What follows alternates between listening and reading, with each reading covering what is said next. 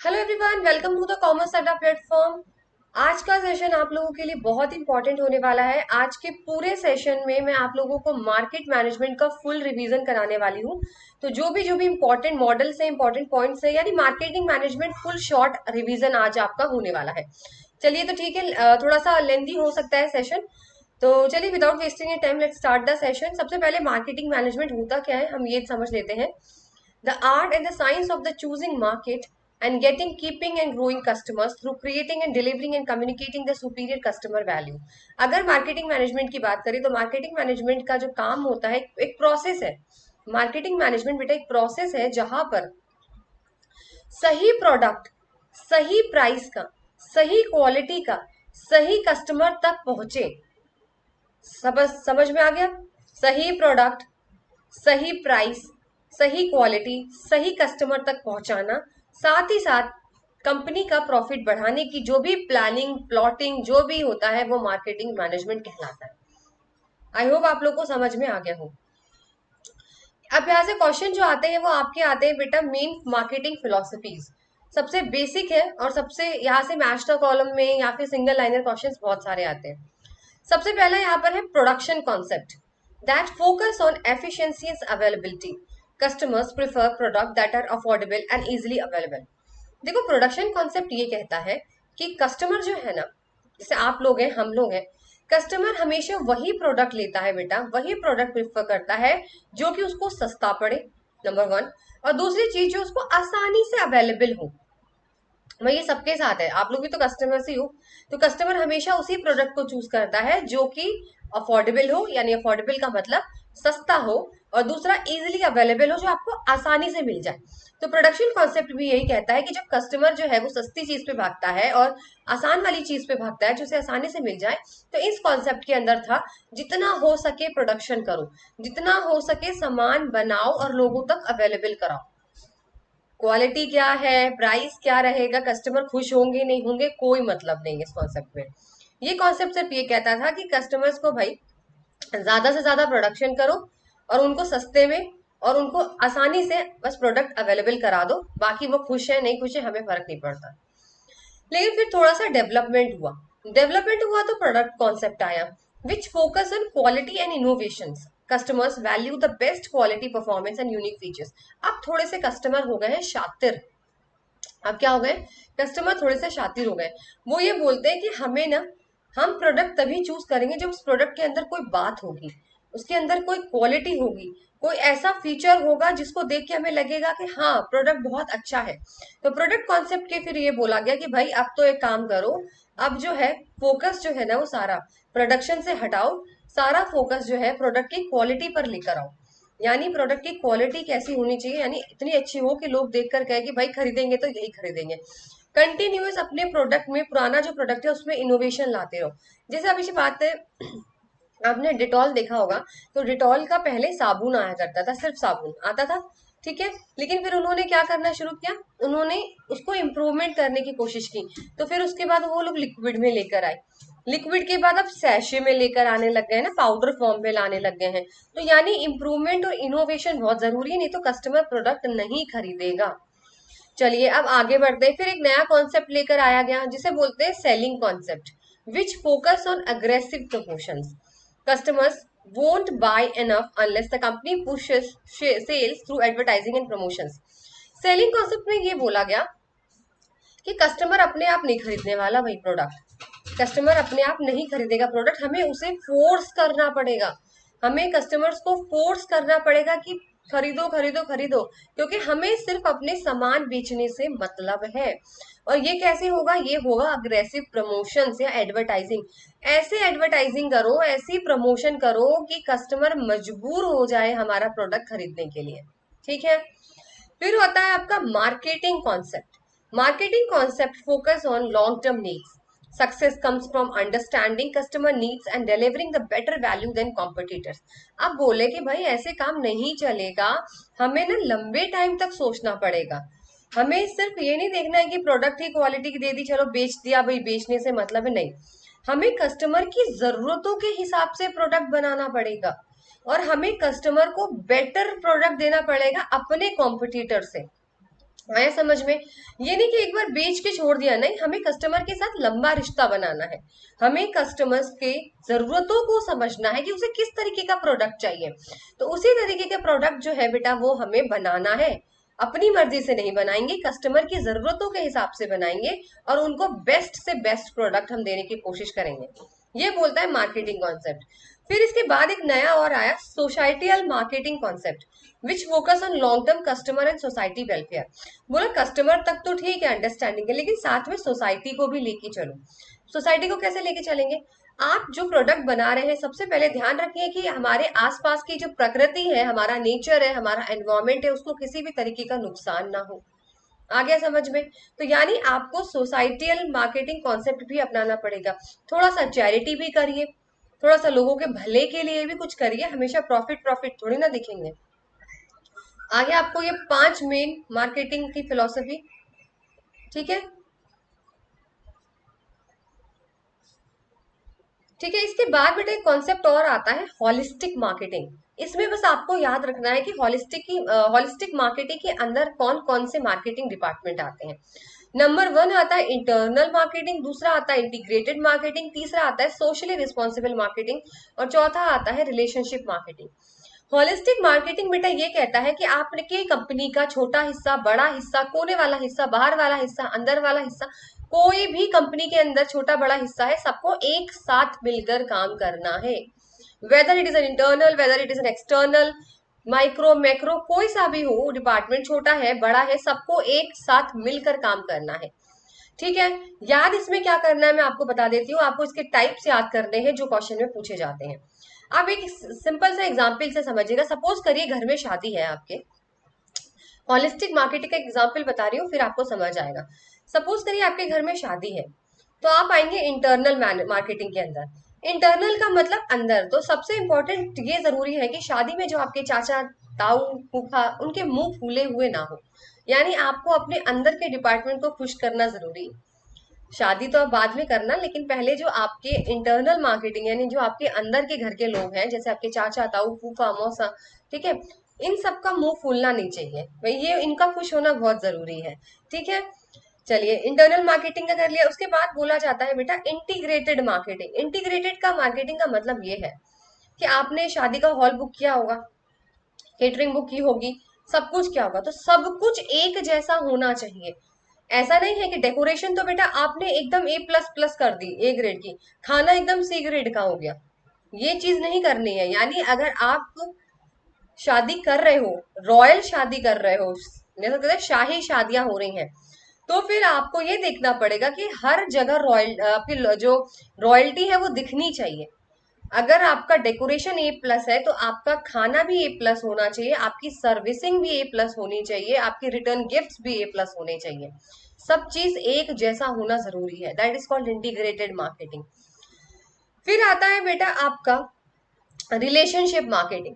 अब आपने घर वालों को तो खुश कर दिया, चाचा ताऊ फूफा जो कि होते नहीं है खुश, बट आपने कर दिया उन्हें खुश। तो अब बात करते हैं रिलेशनशिप मार्केटिंग, यानी जो आपके बाहर से जो आपके गेस्ट आएंगे, आपको उनको बहुत अच्छी तरीके से ट्रीट करना है। आपको उनको ऐसे ऐसे सर्विस प्रोवाइड करनी है कि वो आपको लंबे टाइम तक याद रखें। यार फलाने की शादी में हम गए थे ना, वो तो शादी यादगार थी, ऐसा ऐसी वाली, मतलब आपको उसको उनको ट्रीट करना है। ठीक है, फिर है सोशली रिस्पॉन्सिबल। अब सबका ख्याल रख लिया, अब आस पड़ोस का भी ख्याल रख लीजिए। सोशली रिस्पॉन्सिबल का मतलब ये होता है कि अगर सपोज करिए आप की शादी में डीजे बज रहा है, बहुत ज्यादा नॉइज है, तो आपको ये देखना पड़ेगा कि इससे इन्वायरमेंट को कोई हार्म ना हो, लोगों को कोई परेशानी ना हो। तो आपको वो नॉइज कम करना पड़ेगा, या फिर एक टाइम लिमिट के बाद आपको बंद करना है। जैसे बहुत सारी सिटीज हैं, मेट्रो सिटीज है, वहां पे 10 बजे के बाद कोई भी शादी हो, आप अलाउड नहीं है डीजे बजना, ताकि वो एनवायरमेंटल हार्म ना हो, लोगों को परेशानी ना हो। तो वो चीज है सोशली रिस्पॉन्सिबल। आई होप आपको शादी का एग्जाम्पल समझ आ गया। अब चलते हैं कंपनी के एग्जाम्पल से, ठीक है? जैसे मैंने बोला इंटरनल मैनेजमेंट, तो बेटा आपका मार्केटिंग डिपार्टमेंट, आपके चाचा, आपके सेल्स डिपार्टमेंट, आपके ताऊ जी, आपके अदर डिपार्टमेंट्स, आपके फूफा मौसा, इन सबको खुश करना बहुत जरूरी है। अगर ये एक साथ नहीं रहेंगे ना, तो फिर आपकी शादी नहीं चलेगी, यानी आपकी मार्केटिंग चलने से रही। दूसरा इंटीग्रेटेड मार्केट, जैसे मैंने बोला सब कुछ एक जैसा होना चाहिए। तो बेटा जो आप अपने प्रोडक्ट के बारे में बता रहे हो, चाहे इंस्टाग्राम पे बताओ, चाहे फेसबुक पे बताओ, चाहे वेबसाइट पे बताओ, हर जगह एक ही मैसेज होना चाहिए। जैसे कोई भी प्रोडक्ट है, किसी का भी एक मैसेज होता है ना, जैसे आप लोगों ने बहुत सारे प्रोडक्ट देखे होंगे, अभी देखो कितना डिटॉल का ऐड बहुत चल रहा था ना, अभी एक छोटे से बच्चे का डिटॉल का ऐड बहुत चला, तो कहते हैं ना माँ की ममता जो है वो कुछ इस टाइप का, तो वो हर साइट पर, हर किसी भी प्रमोशन चैनल पे आप कम्युनिकेट कर रहे हो तो वो सेम मैसेज होना चाहिए। ये नहीं इंस्टाग्राम पे आपका प्रोडक्ट कुछ और बोल रहा है, फेसबुक पे आपका प्रोडक्ट कुछ और बोल रहा है, एक ही मैसेज कन्वे करना इज वेरी इंपॉर्टेंट। फिर आता है रिलेशनशिप मार्केटिंग। तो देखो भाई, बाहर वाले जैसे आपने गेस्ट को मनाया था, गेस्ट के साथ अच्छे उसको, गेस्ट को बहुत अच्छे से ट्रीट किया था, ऐसे ही आपको अपने बाहर वाले जो लोग हैं, कस्टमर्स हैं, आपके पार्टनर्स हैं, उनके साथ रिश्ता ऐसा बनाना है कि लंबे टाइम तक वो आपसे जुड़े रहें। फिर आता है सोशली रिस्पॉन्सिबल मार्केटिंग, जैसे मैंने आपको बोला कि आपको बाहर का भी देखना पड़ेगा, एनवायरमेंट, तो इसी तरीके से आपको कंपनी के एथिक्स, रूल्स रेगुलेशंस बेटा फॉलो करने पड़ेंगे, कोई भी फ्रॉड वाली चीज मत करना, कोई भी इलीगल चीज मत करना, एनवायरमेंटल फ्रेंडली चीजें करना, ये ना हो कि एनवायरमेंट को नुकसान हो रहा हो, ठीक है, तो ये चीज यहाँ पर भूली गई है। ऐसी मार्केटिंग मत कर देना जिससे कि नुकसान ही नुकसान हो और जेल जाना पड़ जाए, सिंपल सी बात है। अब आता है मॉडर्न मार्केटिंग। देखो मॉडर्न मार्केटिंग के अंदर बोला गया है every employ is a marketer, internal communication, experience concept और ग्रीन मार्केटिंग। अगर देखो सिंपल सी बात करते हैं तो ग्रीन मार्केटिंग आपको पता है, आजकल ग्रीन मार्केटिंग का मतलब हरी मार्केटिंग नहीं होती, यानी इको फ्रेंडली मार्केटिंग। आपको भी ऐसी मार्केटिंग करनी है जिससे अब हमारे पर्यावरण को नुकसान ना हो। जैसे आपने स्टारबक्स देखा, अगर कोई गया हो तो वहां पे अब क्या होने लगा है, पहले जो प्लास्टिक स्ट्रॉ थी ना उसकी जगह पेपर स्ट्रॉ देने लग गए हैं। पैकेजिंग अब देखो पेपर पेपर बैग देने लगे हैं, पैकेजिंग में भी ना प्लास्टिक में नहीं देते हैं, तो ये सारी चीजें हैं। और इंटरनल कम्युनिकेशन, ये सारी चीजें बहुत जरूरी है बेटा। अगर मैंने अभी आपको बोला अंदर अगर सब कुछ ठीक रहेगा, पहले आप कम्युनिकेट करोगे कि आपका जो आइडिया है अगर वो अंदर के लोगों को पसंद आया है तभी तो आप बाहर अप्लाई करोगे उस चीजों को। तो वही चीज है, हर एम्प्लॉय को एक मार्केटर की तरह काम करना है, सिंपल सी बात है। देखो चाहे गार्ड हो, चाहे सिक्योरिटी गार्ड हो, चाहे सीईओ हो कंपनी का, सबको मार्केटर की तरह ही काम करना है। सपोज करिए आपने बहुत अच्छा सा अपना ऐड दिया, प्रोडक्ट बेचा, किसी को कोई कंप्लेन हुई, उसने आपका ऑपरेटर को कॉल किया, उसे बदतमीजी से बात करी, तो वही आपकी मार्केटिंग की यहाँ पे धज्जियां उड़ जाएंगी। इसलिए यहाँ पर ये चीज भूली गई है, ठीक है। अब आता है मार्केटिंग मिक्स। देखो सबसे पहले मार्केटिंग मिक्स जो थे वो चार चीजों से मिलकर बनता था, प्राइस, प्रोडक्ट, प्लेस और प्रमोशन। लेकिन उसके बाद ना तीन चीजें और ऐड कर दी गई। सपोज करिए जैसे मैं कोई चाय पत्ती बेचती हूँ, सपोज करिए ऑर्गेनिक चाय पत्ती का मेरा बिजनेस है, तो अब मैं ये देखूंगी बेटा कि उसका प्रोडक्ट जो मैं बेच रही हूँ वो ऑर्गेनिक अगर मैं बोल रही हूँ तो वो ऑर्गेनिक ही हो, उसमें किसी भी तरीके का मिलावट ना हो, तो ये हो गया प्रोडक्ट। दूसरा प्राइस, ऑर्गेनिक बोला है तो यहाँ पे मैं 10-50 रुपए एक्स्ट्रा भी ले सकती हूँ क्योंकि मैं आपको ओरिजिनल चाय पत्ती दे रही हूँ, तो उस हिसाब से सपोज करिए नॉर्मल चाय पत्ती 200 की आती है पर ऑर्गेनिक मैंने 300 की कर दी, ठीक है, 300 रुपए सपोज करिए। तो प्राइस में मैंने एकदम सही से देख के लगाया हुआ है, बिल्कुल करेक्ट है। तीसरा आता है आपका बेटा प्लेस। देखो मेरी चाय पत्ती हर जगह अवेलेबल होनी चाहिए, ऑनलाइन भी ऑफलाइन भी, सारे स्टोर्स के पास, सबके लोगों के घर के पास जितने भी किराने स्टोर्स है, ग्रोसरी शॉप्स है, वहां पर। चौथा है आपका प्रमोशन। अब मुझे अपने चाय को बेचने के लिए हर तरीके का प्रमोशन यूज करना पड़ेगा, एडवर्टीजमेंट करनी पड़ेगी, पेपर में छापना पड़ेगा, टीवी में ऐड चलवानी पड़ेगी, इंस्टाग्राम पे मुझे ऐड करनी पड़ेगी, फेसबुक पे करना पड़ेगा, तो ये है प्रमोशन, ठीक है। लेकिन अभी तीन चार चीजों से काम नहीं पड़ता, जब आप सर्विस प्रोवाइड करते हो ना, ये तो प्रोडक्ट की बात हो गई कि भाई ऑर्गेनिक प्रोडक्ट है जिसको आप छू सकते हो, वो तो है, लेकिन जिसे आप छू नहीं सकते, जैसे सर्विसेज, सर्विस जो दी जाती है उसको हम छू नहीं सकते। तो जब हम सर्विस प्रोवाइड करते तो इन चारों से काम नहीं चलता, तो हमें तीन और ऐड करेगा यहाँ पर, people, process and physical evidence, ये आपको याद रखना है। पीपल का मतलब लोग, ये डिपेंड करता है कि आपको सर्विस दे कौन रहा है। सपोज करिए आप किसी रेस्टोरेंट में जाते हो, वहां का खाना बहुत ही टेस्टी होता है, बहुत ही, लेकिन सपोज करिए किसी वेटर ने आपने बदतमीजी कर दी, तो आपको ये देखना पड़ेगा कि भाई लोगों का कितना इंपॉर्टेंस है जो आपको सर्विस दे रहा है। फिर अगली बार से आप आओगे नहीं कि यार वहां के तो वेटर बहुत ही बदतमीज है ना। फिर है प्रोसेस। आपको ये चीज देखनी पड़ेगी बेटा कि आपके पास जो सर्विस प्रोवाइड करी जा रही है वो कितनी फास्ट करी जा रही है। जैसे आजकल ब्लिंकिट है, 10 मिनट में आ जाता है, जोमेटो है, वो पिज्जा वाला क्या है कि 10 मिनट में पिज्जा नहीं तो फ्री मिल जाएगा, तो यानी प्रोसेस फास्ट होना चाहिए सर्विस देने का। फिर है फिजिकल एविडेंस। फिजिकल एविडेंस मतलब आपका आसपास का वातावरण। देखो आप किसी रेस्टोरेंट में कॉफी पी रहे हो तो आप ना सिर्फ कॉफी पे नहीं नजर रखते हो, आप ये भी देखते हो आसपास का माहौल कैसा है, शांति है, कुछ कुछ चीजें इतनी सुंदर सी वहां पे रखी होती है ना, एकदम माहौल ऐसा बना होता है कि आपको क्या ही बताइए, ऐसे फ्रेग्रेंस आ रही होती है, व्यू इतना अच्छा होता है कि आपको शांति मिलती है बैठ के कि यार यहाँ पे तो देख के ही इतना अच्छा लगता है, कॉफी तो छोड़ो। तो वो चीज है फिजिकल एविडेंस, वो बहुत जरूरी है। वो भी बहुत मायने रखता है मार्केटिंग का। एक मैंने ऐसे देखा था दिल्ली में है, कहाँ पे पता नहीं, पर मैंने देखा उसमें था टीवी में कि वहां पर ना जो एकदम गांव वाला फ्लेवर देते हैं, जैसे सरसों का साग, मक्के की रोटी, और उनका जो बना रखा है ना उन्होंने, मतलब अंदर जो रेस्टोरेंट है वो पूरा मतलब गांव जैसा बनाया हुआ था, मतलब मिट्टी का कैसे क्या करके बना रखा था, तो वो है फिजिकल एविडेंस। उसको देख के एकदम गांव की याद आ जाती है, तो वो वाली चीज है। चलिए नेक्स्ट है आपका marketing environment, the forces outside marketing that affect the marketing management's ability to build and maintain successful relationship with the target customers. ठीक है, फिर आता है आपका मार्केटिंग एनवायरनमेंट का सिंपल सा मतलब है कि आपका अंदर और आपके बाहर ऐसे कौन कौन से फैक्टर्स है जो आपको इफेक्ट करते हैं। ठीक है, चलिए बात करते हैं environmental scanning, the process of gathering the information, marketing research and marketing intelligence regarding the marketing environment, analysing it and forecasting the impact of what ever trends the analysis suggest. देखो environmental scanning का मतलब यही होता है कि आजकल market में इतना कुछ चल रहा होता है ना, अगर आप उस चीज को एनालिसिस नहीं करोगे, सपोज करिए आप जब घर से बाहर निकलते हो, आप बादल देख के निकलते हो ना, कि बादल छाए हुए हैं, हो सकता है बारिश आ सकती है, तो चलो अम्ब्रेला लेके जाना पड़ेगा, यही तो करते हो, तो दिस इज कॉल्ड स्कैनिंग, इसी को स्कैन कहते हैं। ऐसे एनवायरमेंटल को स्कैन किया जाता है कि आजकल इस टाइम पे चल क्या रहा है, मार्केटिंग रिसर्च करो। जैसे कोरियन का ट्रेंड ट्रेंड बहुत चल रहा है, लोग ओवर साइज टी शर्ट्स पहन रहे हैं, बड़े बड़े कोरिया वाले लोग पहनते हैं ना, तो आज इंडिया में भी भूत चढ़ा हुआ है इस चीज का। तो आप एनालिसिस करते हो, पहले स्कैन करते हो कि चल क्या रहा है, ठीक है, क्या चीज मार्केट में चल रही है, सारा इन्फॉर्मेशन आप कलेक्ट करते हो, फिर उसको एनालिसिस करते हो, वो चीज है। अब बात करते हैं टाइप्स ऑफ मार्केटिंग इन्वायरमेंट। दो टाइप्स होते हैं बेटा इसके, इंटरनल एंड एक्सटर्नल। इंटरनल वो इन्वायरमेंट होता है जो आपके, जो कंपनी के कंट्रोल में होता है, कंपनी चाहे तो बदल सकती है, कंपनी का पूरा कंट्रोल है इसके अंदर।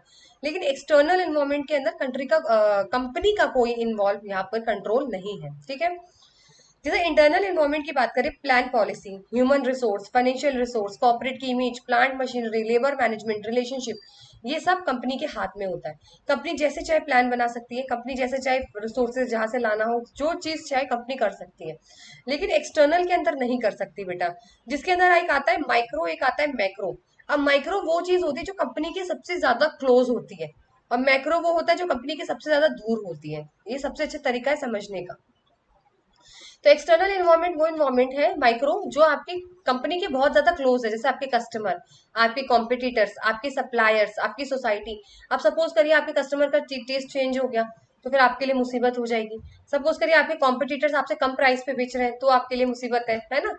ठीक है, आपके सप्लायर्स आपको रॉ मटेरियल नहीं दे रहे हैं, तो दिक्कत हो जाएगी। तो ये माइक्रो इन्वायरमेंट है। मैक्रो इन्वायरमेंट वो होता है जो बेटा पूरे देश के लिए बराबर है, ये आपसे बहुत दूर है, कंपनी से बहुत दूर होता है ये। ठीक है, जैसे demographic, economic, technological, political, cultural, ये पूरे देश को अफेक्ट करता है, आपकी कंपनी को सिर्फ अफेक्ट नहीं करेगा, पूरे देश को करेगा। ठीक है ना, जैसे मंदी आ जाती है, इकोनॉमिक है, पूरा रिसेशन आ जाता है, तो सब लोगों के लिए यहाँ पर बड़ी मुसीबत हो जाती है। ठीक है, सपोज करिए जीएसटी बढ़ा दी, हर चीज पे जीएसटी बढ़ रही है, तो सब कुछ महंगा बन रहा है, लोग खरीद नहीं रहे हैं। ठीक है, टेक्नोलॉजी अपग्रेड हो गई है, कि अब भाई अब जो है 5G का जमाना आ गया, 6G का आ गया, कितनी मुसीबत हो जाती है तो लोगों को, कंपनी को एडजस्ट करने के लिए। तो ये सारी चीजें होती है मैक्रो के अंदर। ठीक है, अब बात करते हैं ऐसे कौन से मेथड्स हैं जो इन्वायरमेंटल स्कैनिंग में यूज किए जाते हैं। सबसे पहला स्वॉट analysis, scenario building, cross impact analysis और डेल्फी मेथड। ये चार मेथड होते हैं which is used for environmental scanning. One by one पढ़ते हैं। सबसे पहले आता है स्वॉट analysis. S for strength, W for weakness, O for opportunity and T for threat. ऊपर के जो दो है बेटा, स्ट्रेंथ और वीकनेस, ये आपके इंटरनल फैक्टर्स होते हैं, यानी कंपनी के अंदर की बात है। अपॉर्चुनिटी और थ्रेट जो होता है वो आपके एक्सटर्नल फैक्टर होते हैं, बाहर की चीजें होती हैं जो कंपनी का कोई कंट्रोल नहीं होता। और अंदर वाली चीज पे तो कंट्रोल है, इंटरनल फैक्टर्स पे, स्ट्रेंथ और वीकनेस। भाई आपकी स्ट्रेंथ क्या है? हमारी स्ट्रेंथ ये है कि हमारे अंदर टेक्नोलॉजिकल स्किल्स बहुत अच्छी है, हमारे ब्रांड्स बहुत अच्छे हैं, हमारे चैनल डिस्ट्रीब्यूशन चैनल बहुत अच्छा है, कस्टमर की रॉयल्टी बहुत अच्छी है, हमारी प्रोडक्शन की क्वालिटी बहुत अच्छी है, हमारा मैनेजमेंट बहुत अच्छा है। तो आपकी वीकनेस क्या है? वीकनेस हमारे पास ये है कि हमारे पास डिस्ट्रीब्यूशन की चैनल नहीं है, हमारे पास पढ़े लिखे एम्प्लॉयज नहीं है हमारे पास, ठीक है ना, क्वालिटी नहीं है हमारे प्रोडक्ट्स की। तो ये चीजें आपको अपने अंदर देखनी पड़ेगी कंपनी को, कि हमारी ताकत क्या है और हमारी कमजोरी क्या है। ठीक है, फिर आता है अपॉर्चुनिटी। अपॉर्चुनिटी का मतलब ये होता है कि बाहर से आपको मौका मिल रहा है अपने आप को प्रूव करने का। ठीक है, जैसे कि सपोज करिए कस्टमर के टेस्ट में चेंज आ गया, और आपने तुरंत से कस्टमर के चेंज के हिसाब से प्रोडक्ट बना दिया, तो आपका प्रोडक्ट खूब बिकेगा। ठीक है, टेक्नोलॉजिकल एडवांसेस आपने पकड़ लिया, गवर्नमेंट की पॉलिसीज कोई ऐसी चेंज हुई, आपकी फेवर में आ गई, तो ये सारी चीजें अपॉर्चुनिटी होती है जो आपको तैयार रहना चाहिए कंपनी को कि जैसी अपॉर्चुनिटी मिले तो ग्रैब कर लिया जाए। फिर होता है थ्रेट। देखो थ्रेट तो नेगेटिव ही है, स्ट्रेंथ अपॉर्चुनिटी तो पॉजिटिव चीज है, वीकनेस और थ्रेट नेगेटिव चीज है।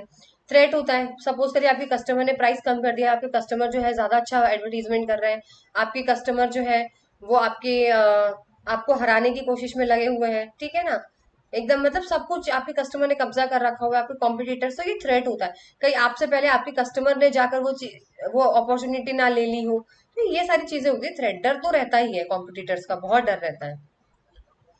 दूसरा आता है बेटा क्रॉस इम्पैक्ट एनालिसिस। देखो this method was developed by the Gordon and the Helmer in 1966 an attempt to answer a question whether perception of how future events में interact with each other can be useful in forecasting.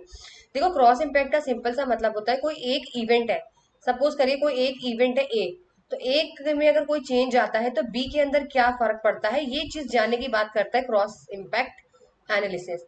अब यहाँ पे छोटा सा example समझो Netflix का। Suppose करिए Netflix का सब्सक्रिप्शन जो है सस्ता हो गया। भाई हम मुझे तो पता नहीं, मैं तो देखती नहीं हूँ उसका क्या सब्सक्रिप्शन है क्या नहीं है। तो नेटफ्लिक्स है, तो नेटफ्लिक्स का सपोज करिए सब्सक्रिप्शन बहुत सस्ता हो गया। अब मैम जब नेटफ्लिक्स का सब्सक्रिप्शन सस्ता हो गया, इवेंट ए हो गया, ये है ना एक चीज हुई, तो एक बात बताओ थिएटर पे इसका क्या इफेक्ट पड़ेगा, बी, बी का मतलब थिएटर, तो थिएटर पे लोग जाना मैम कम कर देंगे अब, क्योंकि भाई सस्ता मिल रहा है तो अपने फोन में ही लोग आजकल सीरीज वगैरह ये देख लेते हैं। तो मैम यहाँ पर ए का बढ़ना मतलब ए का कम होना, नेटफ्लिक्स का सब्सक्रिप्शन कम होने की वजह से थिएटर में लोगों ने जाना कम कर दिया। देखो बी वाले इवेंट पे क्या फर्क पड़ा। अभी सी लेके चलते हैं, लेकिन सरकार ने क्या कर रखा है, कुछ नेटफ्लिक्स पे ना रेस्ट्रिक्शंस लगा रखे हैं, कुछ सीरीज आप नहीं देख सकते हो, या कुछ भी लगा दी कि भाई नहीं देख सकते आप लोग, सपोज करिए। तो भाई उन्होंने जब रेस्ट्रिक्शंस लगा दिए मैम, तो चांसेस है कि लोग फिर से थिएटर में जाना शुरू कर दें। तो आप देख रहे हो कि ए बी सी तीन इवेंट्स मैंने आपको बताया और आपस में ये कैसे कनेक्टेड है। तो यही चीज क्रॉस इम्पैक्ट एनालिसिस होता है। कंपनी जानने की कोशिश करती है कि अगर सपोज करिए टेक्नोलॉजी बढ़ गई, इंटरनेट अगर सस्ता हो गया तो लोग क्या करेंगे, और उससे ये क्या चीज होगी, कंपनी को क्या नुकसान होगा, क्या फायदा होगा, इस चीज से ये क्या होगा, सब चेन की तरह काम करते हैं। तो वो चीज है यहाँ पे क्रॉस इम्पैक्ट।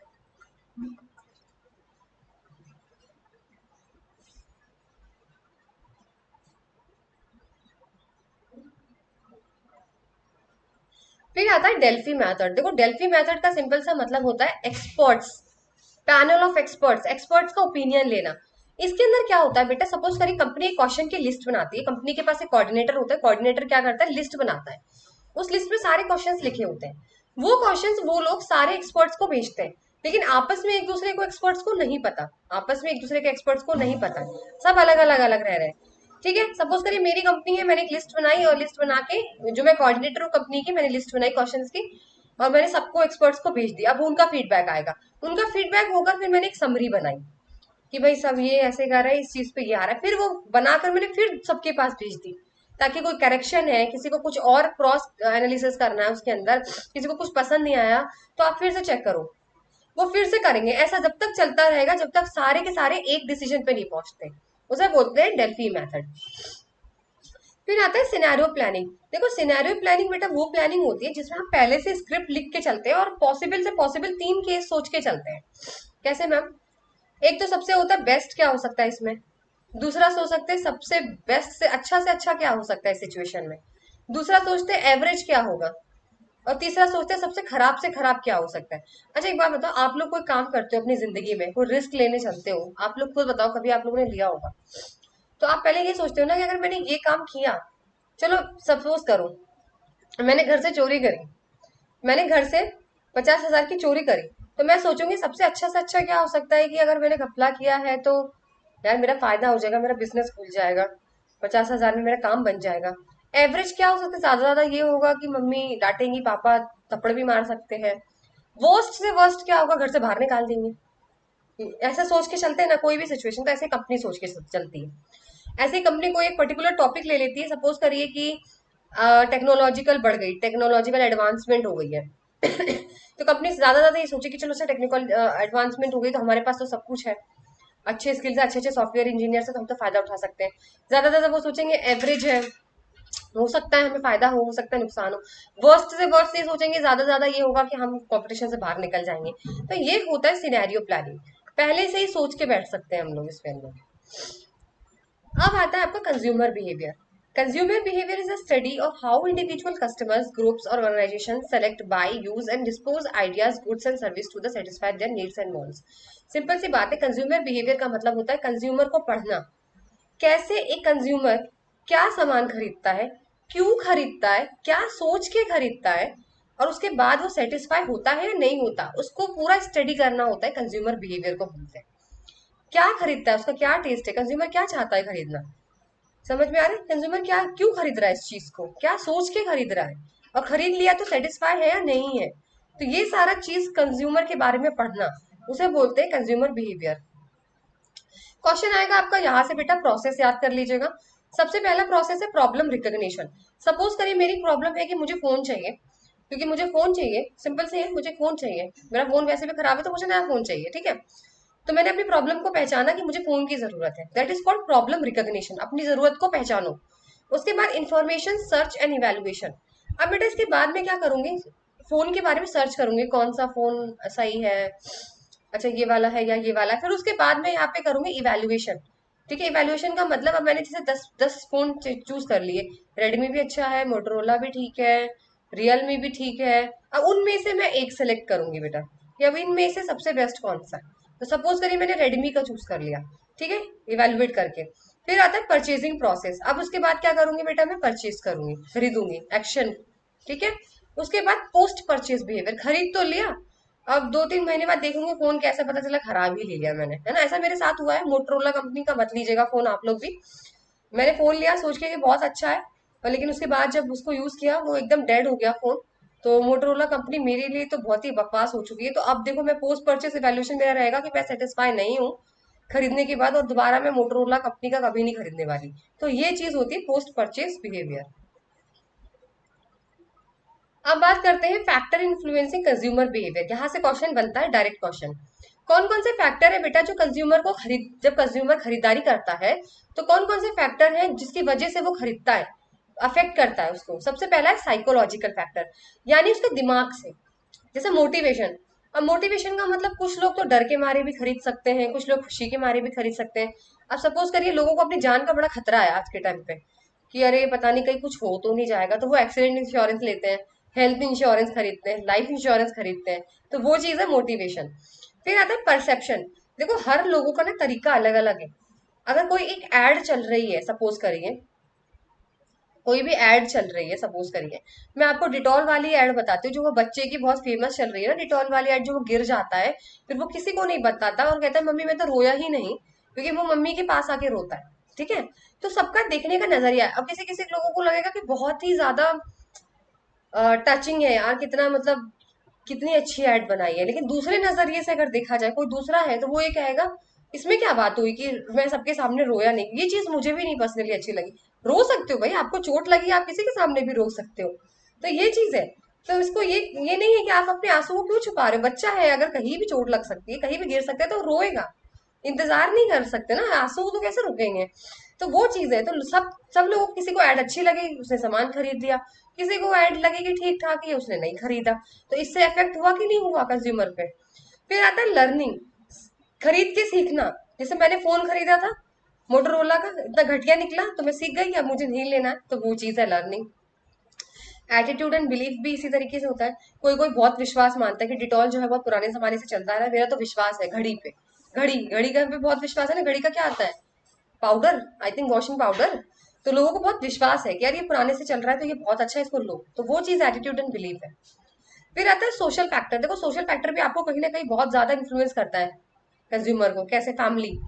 अब आपकी फैमिली में ना बहुत सारी ऐसी चीजें होती है जो पुराने जमाने से लोग खरीदते आ रहे थे, जैसे टाटा नमक। टाटा नमक तो मतलब मैंने ऐसे देखा है, बचपन से मेरे घर में टाटा नमक ही आता है। तो अगर आगे चल के मेरा खुद का घर होगा तो मैं भी टाटा नमक ही खरीदूंगी। फैमिली का इन्फ्लुएंस है ना भाई, परिवार में सब खरीद रहे हैं टाटा नमक, तो हम भी टाटा नमक ही खरीदेंगे। रेफरेंस ग्रुप, जो आपके फैमिली ग्रुप्स होते हैं, आपके फ्रेंड्स, आपके कलीग्स, उनको देख के भी आप खरीद सकते हो। अरे मेरी फ्रेंड ने आईफोन खरीदा है, तो आपके अंदर भी लालच आ गया मैं भी आईफोन खरीदूंगी एप्पल का। बहुत फर्क पड़ता है, कहते हैं ना होर्ड करते हैं आजकल लोग, एक दूसरे को देखा देखी, पड़ोसी ने कार ली है तो हम भी लेंगे, that is called reference groups, ठीक है। Role and status. देखो रोल और स्टेटस के हिसाब से भी चीजें खरीदी जाती हैं। सिंपल सी बात है यार, देखो कोई अमीर आदमी होगा तो वो तो रोलेक्स ही खरीदेगा, लैम्बोर्गिनी खरीदेगा, है ना। अब जो हम लोग अपर मिडिल क्लास वाले लोग हैं, मिडिल क्लास है, वो कहाँ से रोलेक्स की वॉच खरीदने बैठेंगे, नहीं ना। तो रोल और स्टेटस से भी फर्क पड़ता है। फिर आता है कल्चरल फैक्टर। कल्चरल फैक्टर में सबसे पहले आता है कल्चर। देखो भाई, पूरा इंडिया में कोई भी त्योहार होता है, पूरे इंडिया की बात कर रही हूँ मैं, कल्चर के अंदर, उसके अंदर जात मत आ जाना, लेके कास्ट लेके मत आ जाना। पूरी इंडिया में कोई भी त्योहार होता है, वेदर इट्स दिवाली, चाहे ईद हो, चाहे लोहड़ी हो, कोई भी त्योहार आता है तो ये बना हुआ है कि इस त्योहार अगर आएगा अपने भारत में, तो नए कपड़े खरीदे जाते हैं और मिठाइयां खरीदी जाती हैं। तो कपड़े खरीदोगे तो तो बढ़ेगा ही, सेल बढ़ेगी कपड़ों की। तो ये होता है कल्चर, हम तो खरीदना ही खरीदना है। इसके अंदर होता है सब कल्चर। सब कल्चर होता है बेटा स्टेट के हिसाब से। सब कल्चर होता है स्टेट के हिसाब से खरीदा जाता है उसके अंदर, ठीक है ना। जैसे नॉर्थ इंडियन अलग, साउथ इंडियन अलग, है ना। जैसे नॉर्थ इंडियन वाले, साउथ इंडियन में जो उनकी साड़ियां होती हैं बहुत फेमस है, तो वहां उन चीजों की ज्यादा मतलब खरीदारी होती है। नॉर्थ इंडिया में ज्यादातर लोग साड़ी मुझे नहीं लगता पहनते हैं, ठीक है। तो वो चीज है, सब कल्चर के हिसाब से, कास्ट के हिसाब से, धर्म के हिसाब से जो होता है, इस पे थोड़ा सा याद आता है। ऐसे सोशल क्लास आती है, upper class, middle class, lower class, उस हिसाब से लोग खरीदते हैं। फिर आता है पर्सनल फैक्टर्स। पर्सनल फैक्टर के अंदर सबसे पहले एज आता है। भाई हर एज का बच्चा अलग ही खरीदेगा। छोटा बच्चा अगर जाएगा तो वो दुकान पे चॉकलेट खरीदेगा। हमारे जैसे जाएंगे तो हम भी चॉकलेट ही खरीदते हैं वैसे तो, पर लेकिन फिर भी एज के हिसाब से लोगों की खरीदारी बदल जाती है। अब जो बेचारे एजेड लोग हैं वो हेल्थ के हिसाब से कुछ खरीदेंगे अपना, है ना।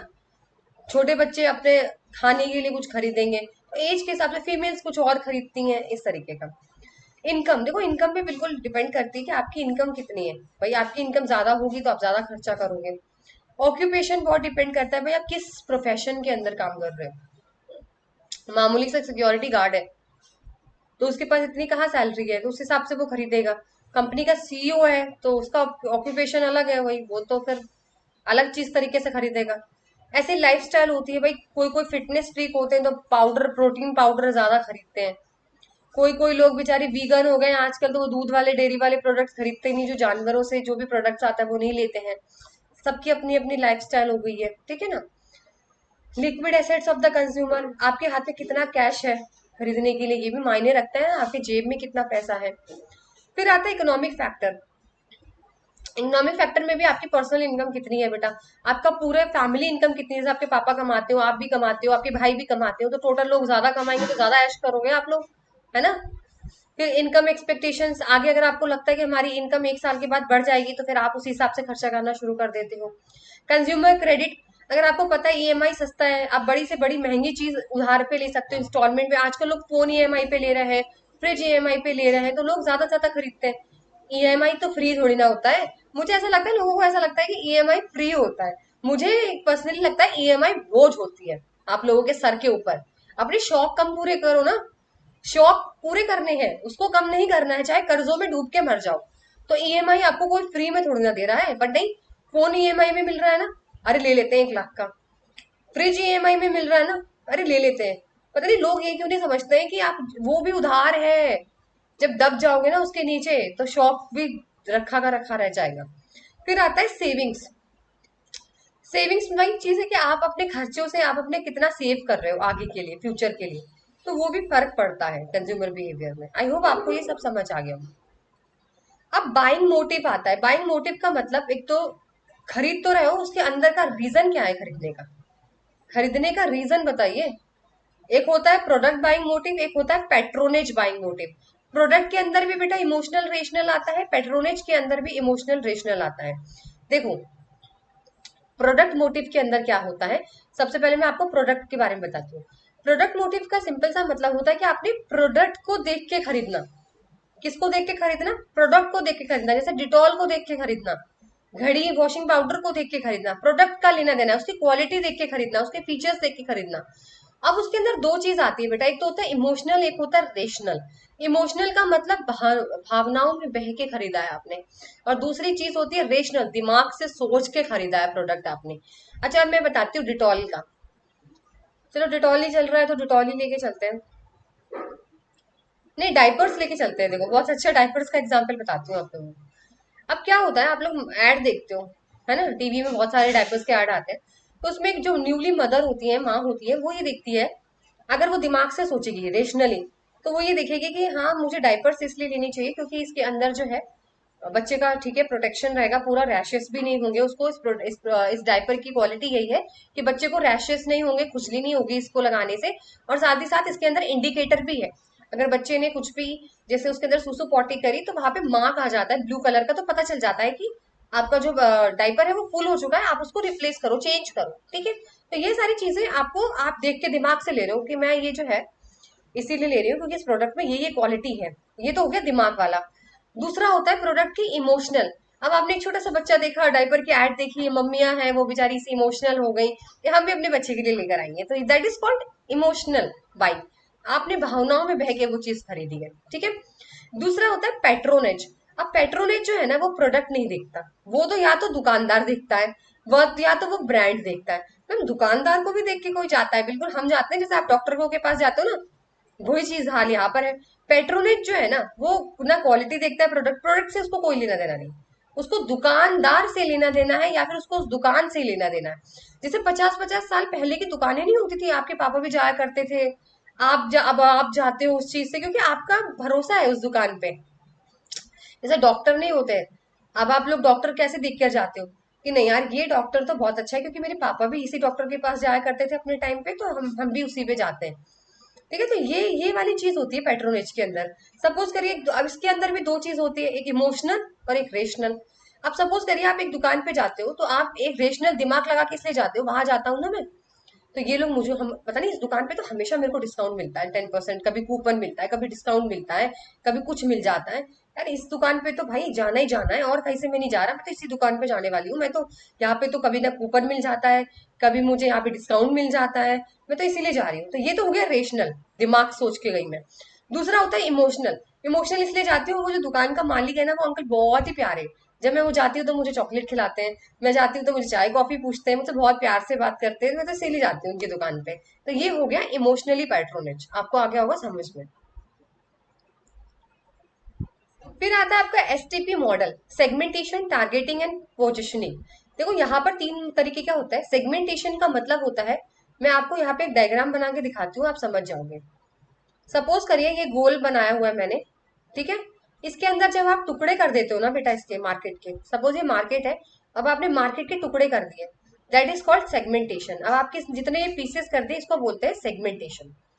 अब आता है टारगेट। सपोज करिए आपने सिर्फ ये वाला पार्ट टारगेट किया है, कौन सा वाला किया है, सिर्फ ये वाला जो मैंने यहाँ पे एरो बनाई है, इन सारे पीस में से आपने ये वाला पीस उठाया है, इसे बोलते हैं टारगेट, आपने ये वाला चीज टारगेट की है। फिर आता है पोजिशनिंग। पोजिशनिंग का मतलब ये होता है कि आपने अपना प्रोडक्ट, ये वाला जो प्रोडक्ट था वो लोगों के दिमाग में किस तरीके से बैठा रखा है। जैसे आप लोग देखोगे ना वो एमडीएच के कौन से वो मसाले वाले अंकल आते थे, तो वो एकदम दिमाग में बैठा रखा था उन अंकल ने, तो मेरे तो मतलब वही सामने आ जाते थे उस मसाले में। तो वो चीज होती है पोजिशनिंग, अपना प्रोडक्ट लोगों के दिमाग में बैठा देना। अब देखो सेगमेंटेशन में कैसे मैंने आपको बताया था कि एक मार्केट को आप बहुत सारी चीजों में बेटा डिवाइड कर देते हो, है ना। तो जैसे आप सपोज करिए घड़ी है, घड़ी, देखो घड़ी है, घड़ी का मार्केट था पूरा।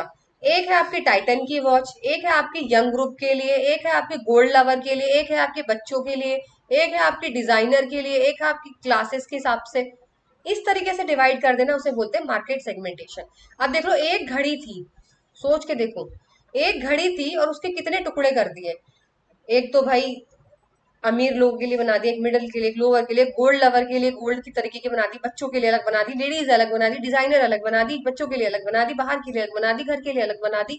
सोचो कितने टुकड़े कर दी घड़ी के इन्होंने। ठीक है, तो दैट इज कॉल्ड सेगमेंटेशन। अब देखो क्वेश्चन यहाँ से आता है कई बार कि what are the criteria for successful segmentation. जब आपको सेगमेंटेशन करते हो, टुकड़ों में बांटते हो, तो उसमें क्या क्या चीजें होनी जरूरी है। सबसे पहला आता है substantiality. Segment must be large enough to warrant a special marketing mix. इसमें ये बोला गया है कि आपका जो मार्केट है बेटा इतना बड़ा होना चाहिए, इतना प्रॉफिट होना चाहिए, प्रॉफिटेबल होना चाहिए ताकि आपको फायदा हो। ये नहीं कि आपने 10 लोगों का ग्रुप बना दिया बस, नहीं, आपका मार्केट बहुत बड़ा होना चाहिए, यानी ज्यादा से ज्यादा लोग हों उसके अंदर, तभी तो आपको प्रॉफिट मिलेगा। ये चीज बोली जा रही है। दूसरा है आइडेंटिफिबिलिटी एंड मेजरेबिलिटी।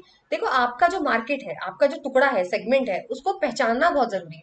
अभी सोचो आपने एक प्रोडक्ट बनाया, और आपने प्रोडक्ट बनाया कि ये प्रोडक्ट उनके लिए है जिनका दिल साफ होता है। अब रास्ते में 10 लोग जा रहे हैं, आप पहचान सकते हो किसका दिल साफ है। आइडेंटिफाई कर सकते हो किसका दिल साफ है? नहीं पता लगा सकते ना, तो ऐसा मत करना। इसमें बोला गया आपका सेगमेंट ऐसा होना चाहिए जिसको पहचान में आया जाए। सपोज करिए आप चश्मे का मार्केट आपने चूज किया, सेगमेंट चश्मे का, स्पेक्टिकल्स का, तो आप अगर आप मार्केट में खड़े हो ना, तो आप तुरंत पहचान लोगे जिन्होंने चश्मा लगाया है कि ये है मेरे टारगेट, इन्हें करना है मुझे टारगेट, ठीक है। मेजरेबिलिटी भी यही होती है, आप काउंट कर सको। इतने लोग, ऐसे लोग होने चाहिए जिनको आप काउंट कर सकते हो, गिन सकते हो कि हाँ हमारे में 100 लोग हैं, लाख लोग हैं, 10 लाख है। Accessibility, members of the target segment must B reachable with the marketing mix. देखो भाई, आपका जो प्रोडक्ट है, आपके जो मार्केट में जो भी चीज हो रही है वो लोगों तक पहुंचनी बहुत जरूरी है, ये चीज बोली गई है एक्सेसिबिलिटी। सब लोग आकर एक्सेस कर सके, है ना, छूटना नहीं चाहिए कोई भी। फिर आता है responsiveness, unless segment response to a marketing mix differently no separate treatment is needed. देखो अगर आपने कोई भी नया प्रोडक्ट लॉन्च किया या प्रोडक्ट में कोई इंप्रूवमेंट किया, कुछ भी कोई भी एक्शन लेते हो अपने प्रोडक्ट में, तो कस्टमर का रिस्पॉन्स आना चाहिए कि वो किस तरीके से कस्टमर रिएक्ट किया, उन्हें पसंद आया, नहीं पसंद आया, या कुछ फीडबैक देना चाहते हैं, ये बहुत जरूरी है। फिर आता है homogeneity, customers in one particular segment should be similar in terms of their responses. देखो भाई, सबना सबका टेस्ट एक जैसा होना जरूरी है। अगर आपने सारे टुकड़ों में से एक टुकड़ा उठाया है, तो उन टुकड़ों में जितने भी लोग हैं ना, उस सेगमेंट में जितने भी लोग हैं ना, उनके चॉइस, टेस्ट, प्रेफरेंस सब कुछ एक जैसा मिलना बहुत जरूरी है, ठीक है। फिर आता है profitability, there should be sufficient demand for goods in the segment selected. भाई आपने जो सेलेक्ट किया है ना टुकड़ा, जो सेगमेंट, जो भी टुकड़े का मतलब ये समझना कि कोई भी डिपार्टमेंट आपने चूज कर लिया, चश्मे का कर लिया है या फिर आपने बैग्स का कर लिया है, वही टुकड़े की बात कर रही हूँ। जैसे आपने घड़ी का मैंने बताया ना, तो आपने घड़ी में सपोज करिए गोल्ड वाली घड़ी चूज कर रखी है। कौन सी? गोल्ड वाली। तो गोल्ड वाली इतनी होनी चाहिए कि आप उसे प्रॉफिट कमा सको। सपोज करो किसी ने खरीदा ही नहीं, ऐसा मत करना। ऐसी चीज चूज करना जहां ज्यादा से ज्यादा लोग खरीदे और आपका प्रॉफिट बढ़े। अब यहाँ से क्वेश्चन भी बनता है, टाइप्स ऑफ मार्केट सेगमेंटेशन। तो यहाँ पे 4 टाइप्स होते हैं मार्केट सेगमेंटेशन के, ज्योग्राफिक, डेमोग्राफिक, साइकोग्राफिक और बिहेवियरल। देखो ज्योग्राफिक के अंदर आता है region, country size, city size, population density, climate. इससे ना सेगमेंट में फर्क पड़ता है। कंट्री का साइज कितना है, अब कंट्री बड़ी होगी, शहर बड़ा होगा तो ज्यादा आप बेच सकते हो, है ना, इस चीज से पता लगेगा। डेमोग्राफिक में अगर बात करें तो age, gender, family size, income, occupation, education, religion, race, nationality, इन सब चीजों से पता चलेगा। भाई एज के हिसाब से भी सेगमेंटेशन चूज करना पड़ेगा आपको, कि आपको छोटे बच्चों के लिए करना है या बीच वाले जो एडल्ट है उनके लिए बनाना है, या आप कौन सा ग्रुप ले रहे हो। तो ऐसा ग्रुप लो ना जो जहाँ ज्यादा बिक्री हो, जैसे वो वाले ग्रुप लोग जैसे 18 साल से लेके 30 साल तक के, तो यहाँ वाले जो लोग हैं ना वो ज्यादा खरीद खरीद रहे हैं आज के टाइम पे, वो चीज है। जेंडर में फीमेल वाला चूज करो भैया, लड़कियां ज्यादा शॉपिंग कर रही हैं, ऐसे करके। फिर साइकोग्राफिक आता है, आपकी सोशल क्लास, आपका लाइफस्टाइल, आपकी पर्सनैलिटी के हिसाब से, है ना भाई, आपका पसंद क्या है, आप फिटनेस फ्रीक हो या आप वेज हो, नॉन वेज हो, इस तरीके से ये चीजें देखी जाती हैं। अपर क्लास है, मिडिल क्लास है, उस हिसाब से फिर आपको चूज करना पड़ेगा। फिर होता है बिहेवियरल, बिहेवियरल मतलब कंज्यूमर के बिहेवियर के हिसाब से। जैसे कभी कभी कंज्यूमर खरीद रहा है, परचेज ओकेजनली, बेनिफिट्स और यूजर का status, usage rate, loyalty status, readiness states, attitude towards product, यानी ये पूरा कस्टमर के हिसाब से होता है कि भैया जो हमारा कस्टमर है वो क्या डेली खरीद रहा है। मतलब कुछ कुछ लोग होते हैं ना, जैसे डेली उनका तो आता रहता है ऑर्डर, ये आज ये खरीदा, कल ये खरीदा। कुछ कुछ लोग होते हैं जैसे फर्स्ट टाइम खरीदते हैं, तो भाई जो फर्स्ट टाइम खरीद रहे हैं तो उनके लिए डिस्काउंट दे दिया जाता है। आपने देखा होगा ना, आप किसी भी ऐप से फर्स्ट टाइम अगर आप शॉप करते हो तो आपको कुछ ना कुछ डिस्काउंट दिया जाता है। ये इसीलिए दिया जाता है ताकि आप बार बार आओ, कि आप भाई यूजर स्टेटस में यही तो देखते हैं कि आप पहले कस्टमर हो, पहली बार आए हो, या फिर आप बार बार आ रहे हो, ठीक है ना। कितनी बार आप यूज कर रहे हो, यूसेज रेट देखा जाता है। जैसे आपका डेटा है तो ये देखा जाता है कि 24 घंटे ही फोन में लगे रहते हो क्या डेटा में, कि कितना घंटा डेटा यूज किया जा रहा है, ये चीज देखी जाती है। लॉयल्टी देखी जाती है कि बार बार वही कस्टमर आपके पास बार बार आ रहा है कि नहीं आ रहा है, वो तैयार है आपका प्रोडक्ट खरीदने के लिए, नहीं खरीदने। कस्टमर का पूरा बिहेवियर इसके अंदर आ जाता है। फिर आता है आपका लेवल ऑफ मार्केट सेगमेंटेशन।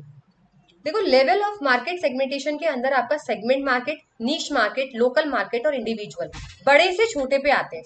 तो ये है सबसे बड़ा वाला। सबसे बड़ा वाला मार्केट का एग्जांपल मैं आपको देती हूँ। सपोज करिए मेरी केक की दुकान है, तो उस केक की दुकान पे रेगुलर केक भी मिलता है, बर्थडे केक भी मिलता है, एनिवर्सरी केक भी मिलता है, और फलाना केक भी मिलता है, ढिमकाना केक भी मिलता है। तो ये है सेगमेंट मार्केट, मतलब पूरा सब कुछ मास प्रोडक्शन मेरे पास है। दूसरा आता है नीश मार्केट। नीश मार्केट होता है मेरे पास सिर्फ एक ही टाइप का केक है, वो है शुगर फ्री, तो मैं उन पे ही फोकस कर रही हूँ जो सिर्फ शुगर फ्री केक खाते हैं, यानी एक छोटा सा टुकड़ा पकड़ लिया मैंने शुगर फ्री का। फिर होता है लोकल मार्केटिंग। लोकल मार्केटिंग वो मार्केटिंग होती है बेटा सिर्फ एक लोकल एरिया या छोटी सी जगह पे खाली बिक रहा है सामान मेरा। जैसे अगर मैं दिल्ली में बात करूँ तो आपको पता है यूपीएससी के पास एक चाट वाला बहुत फेमस है, तो सिर्फ वो आपको वही मिलेगा क्योंकि वहां के लोग चाट बहुत खाते हैं, तो सिर्फ आपको वो दुकान वाला वही मिलेगा और कहीं नहीं मिलेगा। That is called local marketing. जगह को, एक स्पेसिफिक जगह पकड़ लो। फिर होता है इंडिविजुअल मार्केटिंग। इंडिविजुअल मार्केटिंग का मतलब सिर्फ एक के हिसाब से बनाना। सपोज करो एक लड़की आती कहती है मेरे लिए ना 4 टियर का केक बना दो, उस पे डॉल बना देना, उस पे ये कर देना, उस पे वो कर देना, यानी एक बंदे के हिसाब से केक बन रहा है बस, कस्टमाइजेशन, उसे बोलते हैं इंडिविजुअल मार्केटिंग। फिर आता है पोजिशनिंग। देखो पोजिशनिंग का मतलब होता है the act of designing the company image and value offer so that the segment customer understand and appreciate what the company stand for in relation to its customers. यानी आपका प्रोडक्ट लोगों की नजर में कैसे बैठा हुआ है, बस ये चीज देखना है और कुछ नहीं है पोजिशनिंग में। जैसे बहुत सारे ब्रांड है ना जो लोगों के रटे पड़े हैं, अरे यार एमडीएच का मसाला, अरे पता नहीं कौन कौन सी जो पुराने जमानों से चलती आ रही है, वो ही खरीदते। टाटा नमक बेस्ट एग्जाम्पल, टाटा नमक के अलावा कोई खरीदता ही नहीं है।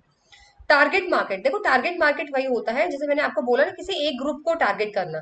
अ group of people that have been identified as the most likely potential customer for a product because of their shared characteristics such as age, income, lifestyle. किसी एक पर्टिकुलर को पकड़ लो, या तो लड़कियों को पकड़ लो उनका, या तो छोटे बच्चों को पकड़ लो, एक पर्टिकुलर मार्केट को टारगेट करना है बेटा आपको, वो चीज है। ठीक है। फिर आता है आपका यहाँ पर मार्केट टारगेटिंग स्ट्रैटेजीज। ये लर्न कर लीजिएगा, यहाँ से क्वेश्चन पिछली बार भी बना हुआ है। एक होता है अनडिफरेंशिएटेड मास मार्केटिंग। जैसे आप पूरा गोल देख रहे हो ना, यानी सबके लिए एक ही प्रोडक्ट होता है। मास मार्केटिंग, समझ रहे हो, मास मार्केटिंग होती है, सब जगह बिक रहा होता है, ऑल इंडिया, सबके लिए एक जैसा रहता है। ठीक है। दूसरा होता है डिफरेंशिएटेड मार्केटिंग। डिफरेंशिएटेड मार्केटिंग का मतलब सबके टेस्ट के हिसाब से अलग अलग बनाना। जैसे मैगडी है ना, यहाँ पे आलू टिक्के दे रहा है, साउथ में जाकर इस डोसा इडली का दे रहा है कुछ, और राजस्थान में जाके कुछ और दे रहा है, मतलब इस तरीके का सबके टेस्ट के हिसाब से। ठीक है। कॉन्सेंट्रेटेड या फिर नीश मार्केटिंग वो होता है जो सिर्फ एक पर्टिकुलर चीज को लेके चलता है। जैसे अभी मैंने आपको बोला टूथपेस्ट है, टूथपेस्ट बहुत सारे आते हैं, तो वो हो गई मास मार्केटिंग। अभी उस टूथपेस्ट में अलग अलग आते हैं, जैसे एक आता है आपका सेंसोडाइन, एक कोलगेट, एक नीम वाला, बबूल वाला, पता नहीं क्या क्या। ठीक है। नीश का मतलब होता है एक पर्टिकुलर को पकड़ लो, जैसे सेंसिटिविटी वालों के लिए सेंसोडाइन, भाई जिनके दांतों में सनसनाहट झंझनाहट है तो वो क्या लेंगे, सेंसोडाइन। तो एक सेंसोडाइन को आपने एक पर्टिकुलर पकड़ लिया आपने कि जिनको दांतों में झंझनाहट है उनको पकड़ो बस। ठीक है। फिर आता है माइक्रो। माइक्रो के अंदर एक लोकल मार्केटिंग आती है जो कि अपने आसपास के एरिया, सिटीज, स्पेसिफिक स्टोर्स, वहां पे जैसे मैंने अभी आपको यूपीएससी चार्ट वाला बताया, एक ये हुआ लोकल मार्केटिंग। एक होता है इंडिविजुअल, जैसे अभी मैंने आपको बताया एक पर्टिकुलर एक इंसान के हिसाब से बताना। जैसे आपके लेंस कार्ट के चश्मे आते हैं ना, तो उस चश्मे में आप लोग क्या कर सकते हो, अपनी पसंद का लेंस डाल सकते हो, अपनी पसंद का कलर चूज कर सकते हो, अपनी पसंद के शीशे डलवा सकते हो। That is called individual marketing. ठीक है। तो ये यहाँ पे आपका ये वाला मार्केटिंग हो जाता है। अनडिफरेंशिएटेड का मतलब whole marketing with one offer, एक प्रोडक्ट सब जगह।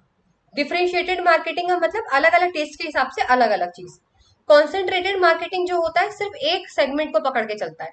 अगर आपने दांतों की झंझनाहट पकड़ी है तो दांतों की झंझनाहट वाला ही पकड़ेंगे। ठीक है। माइक्रो में लोकल होता है जो एक स्पेसिफिक एरिया को देख के होता है, और इंडिविजुअल जहां आप अपनी चॉइस से कुछ भी बनवा सकते हो, अपनी चॉइस का सब कुछ। आई होप आपको यहाँ तक सेशन समझ आ गया हो। तो चलिए आगे है आपका product. A product is anything that can offer to market for attention, acquisition, use, consumption that might satisfy a want or need. देखो सिंपल सी बात है, प्रोडक्ट एक वही चीज होती है जो आपको सेटिस्फाई करती है ना, जिसे आप टच कर सकते हो, जो आपको सेटिस्फाई कर सकती है, वो प्रोडक्ट होता है जो भी मार्केट आपको ऑफर करती है। अब मेन चीज पढ़ने के लिए क्या है, ये है आपका ये अब आपको पढ़ना है। ठीक है। टाइप्स ऑफ प्रोडक्ट लेवल आपको यहाँ पे बताना है, जो सबसे इंपॉर्टेंट पॉइंट है प्रोडक्ट का। Core product, generic product, expected product, augmented product और पोटेंशियल प्रोडक्ट। अगर मैं वन बाय वन देखूं, सबसे छोटा होता है core product. This refers to the basic product, here the focus is on the purpose of for which the product is intended. Example लेके चलते हैं। ठीक है। सपोज करिए कोर प्रोडक्ट होता है आपकी बेसिक जरूरत, सबसे बेसिक जरूरत। सपोज करिए मुझे गाड़ी की जरूरत है, कार की जरूरत है, क्यों जरूरत है, क्योंकि मुझे ऑफिस जाना है। सिंपल सी बात है, I want to go to office, तो इसीलिए मुझे एक कार की जरूरत है, बस और कुछ भी नहीं। This is a basic need, उसे बोलते हैं कोर प्रोडक्ट। फिर आगे बढ़ते हैं जिसे बोलते हैं generic product. This represent all the qualities of the product. अब इसके अंदर क्या होता है, कार की तो मुझे जरूरत है, पर इसके अंदर थोड़ा सा प्रोडक्ट के बारे में मैं देखूंगी। जैसे कार का कलर जो है वो थोड़ा सा इस कलर का होना चाहिए, थोड़ा सा देख लूँ इसका मतलब है ना, सीट्स वगैरह कैसी है, दिखने में कैसी है, क्वालिटी भी थोड़ा सा क्वालिटी देखूंगी अब मैं कार की। तो ये होता है जेनेरिक प्रोडक्ट। अब मेरा लालच और बढ़ेगा, ठीक है। अब होगा expected product. This refers to all the benefit consumer expects to get when they purchase a product. अब देखो, जब भी इंसान कोई चीज खरीदने जाता है तो उसको पता है कि वो इतनी तो उम्मीद करता ही है कि थोड़ा सा कुछ और भी बढ़िया मुझे मिल जाए। तो अब कार के अंदर मैं सोचूंगी कि मुझे ना आफ्टर सेल सर्विस भी दे दे, 5 साल तक के लिए दे दे। और मैं देखूंगी थोड़ा सा सीट्स कंफर्टेबल है कि नहीं है, माइलेज ठीक ठाक है या नहीं है। भाई इतना तो होना ही चाहिए ना, ये है, इतना तो होना ही चाहिए। देखो जरूरत क्या थी, सिर्फ कार चाहिए थी। फिर लालच बढ़ा तो मैंने क्वालिटीज देखी कार के अंदर की, दिखती कैसी है, अच्छा ये है वो है। फिर मेरा और लालच बढ़ा तो मैंने कहा इतना तो देना ही चाहिए ना, मतलब इतना तो कार में होना ही चाहिए कि भाई थोड़ी सी सनरूफ हो, है ना, थोड़ी सी क्या नाम है इसके अंदर एसी हो, या भाई इतना तो मिलना चाहिए मुझे इसके अंदर, है ना, और कंफर्टेबल सीट्स हो। ये चीजें होती हैं। फिर होता है augmented product. This refers to all the additional factor which set the product apart from competition, that its brand identity and image. फिर मैं बोलूंगी कि चलो ये तो सबके कार में ही होती है, भाई तुम्हारे में अलग ऐसा क्या है। ऐसे तो फिर मैं किसी और से ले लूंगी, तुम्हारे में भी तो कुछ अलग सा होगा ना, जो कि भाई तुम्हारे कॉम्पिटिटर से अलग बनाता है तुम्हें। जैसे तुम्हारा ब्रांड है, तुम्हारी इमेज बनती है, तो तुम्हारी कार में ऐसा क्या अलग है, थोड़ा सा तो मतलब ऐसे अलग होना चाहिए कुछ तुम्हारी कार के अंदर। तो ये लालच और बढ़ गया मेरे अंदर कि भाई थोड़ा सा और एक्स्ट्रा चीजें इसके अंदर डालो भाई, मतलब और दो इसके मुझे अंदर एक्स्ट्रा जो और किसी कार में ना होती हो, ठीक है। फिर होगा potential product. This refers to augmentation transformation of the product may undergo in the future. अब मैं आगे तक का सोचने लग जाऊंगी कि कार बस ऐसी हो जाए ना आगे चल के कि खुद ही चले बिना ड्राइविंग के, तो मुझे ड्राइविंग ही नहीं चाहिए, सोलर से चले, उड़ने भी लगे हवा में, यानी कुछ भी सोच लिया आगे का। इतना लालच बढ़ गया है कि अपने आप ड्राइव होती रहे और साथ ही साथ उड़ने वाली भी हो, और क्या नाम है, मतलब ऐसा तो होना ही चाहिए कम से कम। तो ये चीजें होती हैं आपके लेवल ऑफ प्रोडक्ट। फिर आता है आपका प्रोडक्ट के टाइप है, कस्टमर प्रोडक्ट, कंज्यूमर प्रोडक्ट और इंडस्ट्रियल प्रोडक्ट। देखो कंज्यूमर प्रोडक्ट के अंदर दो चीजें होती है, एक तो है ड्यूरेबिलिटी बेसिस, जिसको कहते हैं ड्यूरेबल प्रोडक्ट्स, नॉन ड्यूरेबल। देखो ड्यूरेबल प्रोडक्ट्स वो प्रोडक्ट्स होते हैं बेटा जो काफी लंबे समय तक चलते हैं, 3 साल 4 साल 5 साल। जैसे एसी है, फर्नीचर है आपके घर में, ठीक है।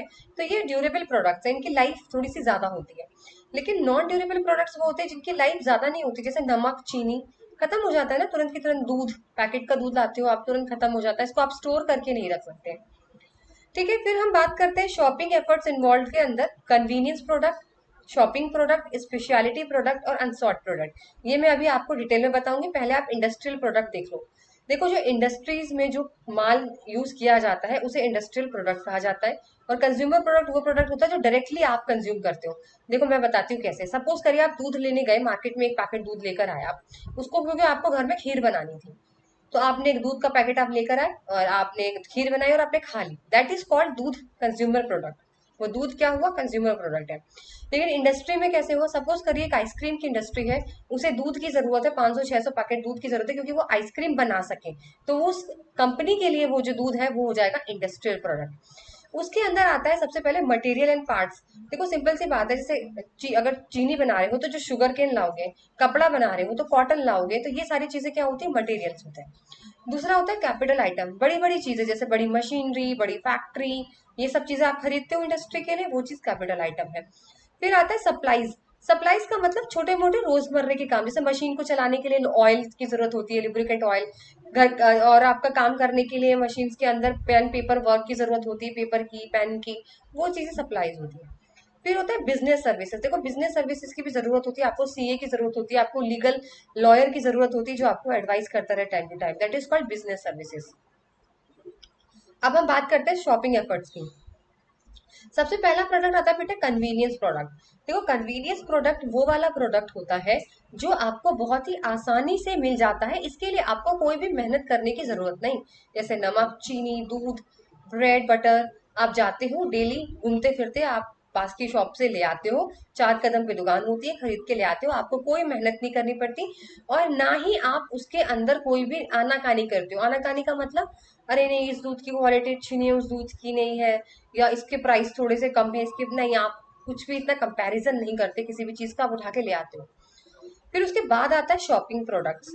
देखो शॉपिंग प्रोडक्ट्स वो प्रोडक्ट्स होते हैं जिसके अंदर अब आप थोड़ा सा मेहनत करते हो, थोड़ा टाइम लगाते हो, क्वालिटी, फीचर्स, प्राइस सबको आपस में कंपेयर करते हो दुकान से दुकान जाकर। जैसे कपड़े हो गए, फ्रिज हो गए, शूज हो गए, तो आप एक में जाते हो, फिर आप वहां देखते हो कि तो ये वाला ड्रेस तो यहाँ पे 500 का दे रहे हैं, चलो दूसरे में पता करते हैं इसका कपड़ा कैसा है, इसकी क्वालिटी कैसी है, आप कंपेयर करते हो, टाइम लगा के ये चीजें लेते हो। फिर आता है स्पेशलिटी प्रोडक्ट। देखो स्पेशलिटी प्रोडक्ट होते हैं यूनिक प्रोडक्ट, लग्जरी माल, अमीर लोगों को शो ऑफ करने का तरीका। जैसे रोलेक्स वॉच, एंटीक पेंटिंग्स नहीं होती है जो बहुत पुराने जमाने की बनी हुई होती है, जिसका मतलब कुछ समझ में नहीं आता है, पर बहुत महंगी बिकती है वो, जिसका मतलब तो मुझे भी नहीं समझ में आता कि वो बनाया क्या गया है, मतलब उसके अंदर है ना कुछ तो डीप होता है उसमें, जो एक आर्टिस्ट ही समझा सकता है आपको, हमारे तो समझ से बाहर है। जैसे डायमंड की रिंग हो गई है ना, और रोलेक्स की वॉचेस हो गई, जो महंगे महंगे प्रोडक्ट्स होते हैं। फिर आता है अनसॉर्ट प्रोडक्ट्स। देखो अनसॉर्ट प्रोडक्ट्स वो प्रोडक्ट्स होते हैं जिसको आप या तो जानते नहीं उस चीज के बारे में, या आप जानते तो है बट आपका कोई भी इंटरेस्ट नहीं है उस प्रोडक्ट के बारे में। मैम ऐसा कौन सा प्रोडक्ट होगा? जैसे कि अगर मैं आपसे कहूँ कि आपको अपना रूटीन चेकअप कराना, जैसे कितने लोग होंगे जो अपना रूटीन चेकअप या ब्लड टेस्ट कराते होंगे? कोई नहीं कराता होगा ना। पता तो है कि इट्स वेरी इंपॉर्टेंट, कि हमें कराना चाहिए, पर नहीं कराते, इंटरेस्ट ही नहीं है। या इंश्योरेंस के इतने सारे आप लोगों को बताए जाते हैं कि भाई हेल्थ इंश्योरेंस ले लो, एक्सीडेंटल इंश्योरेंस ले लो, लेकिन आप लोग नहीं लेते हो क्योंकि आपको इंटरेस्ट ही नहीं है। तो वो सारी चीजें यहाँ पर अनसॉर्ट प्रोडक्ट्स में आती हैं। चलिए फिर आता है यहाँ पे आपका प्रोडक्ट मिक्स। देखो प्रोडक्ट मिक्स तो आ गया अब आपका, यहाँ पर प्रोडक्ट मिक्स का मतलब क्या होता है, इसके अंदर 4 चीजें आती हैं, अगर आप देख सकते हो यहाँ पर। एक तो नीचे लिखा हुआ है प्रोडक्ट मिक्स विथ, एक लिखा हुआ है प्रोडक्ट लाइन, एक होता है डेप्थ डेप्थ और एक होता है कंसिस्टेंसी। नोट डाउन कर लेना, 4 होते हैं, डेप्थ, विड्थ, लेंथ और कंसिस्टेंसी। अगर मैं सबसे पहले यहाँ पे बात करूँ तो प्रोडक्ट मिक्स विड्थ की बात करते हैं। विड्थ का मतलब ये होता है बेटा, सपोज करिए कि आपका कोई प्रोडक्ट है, पतंजलि कंपनी है पतंजलि। अब पतंजलि क्या सिर्फ एक टूथपेस्ट ही बनाती है? नहीं मैम, पतंजलि जो है वो प्रोडक्ट वन भी बनाती है, जैसे ग्रीन दिखा हुआ है ना यहाँ पे, ग्रीन। सपोज करिए यहाँ पे प्रोडक्ट बिस्किट बनाती है, येलो वाले में वो कपड़े बनाती है, ये जो आपका पर्पल कलर का दिया हुआ है यहाँ पे, सपोज करिए वो आपका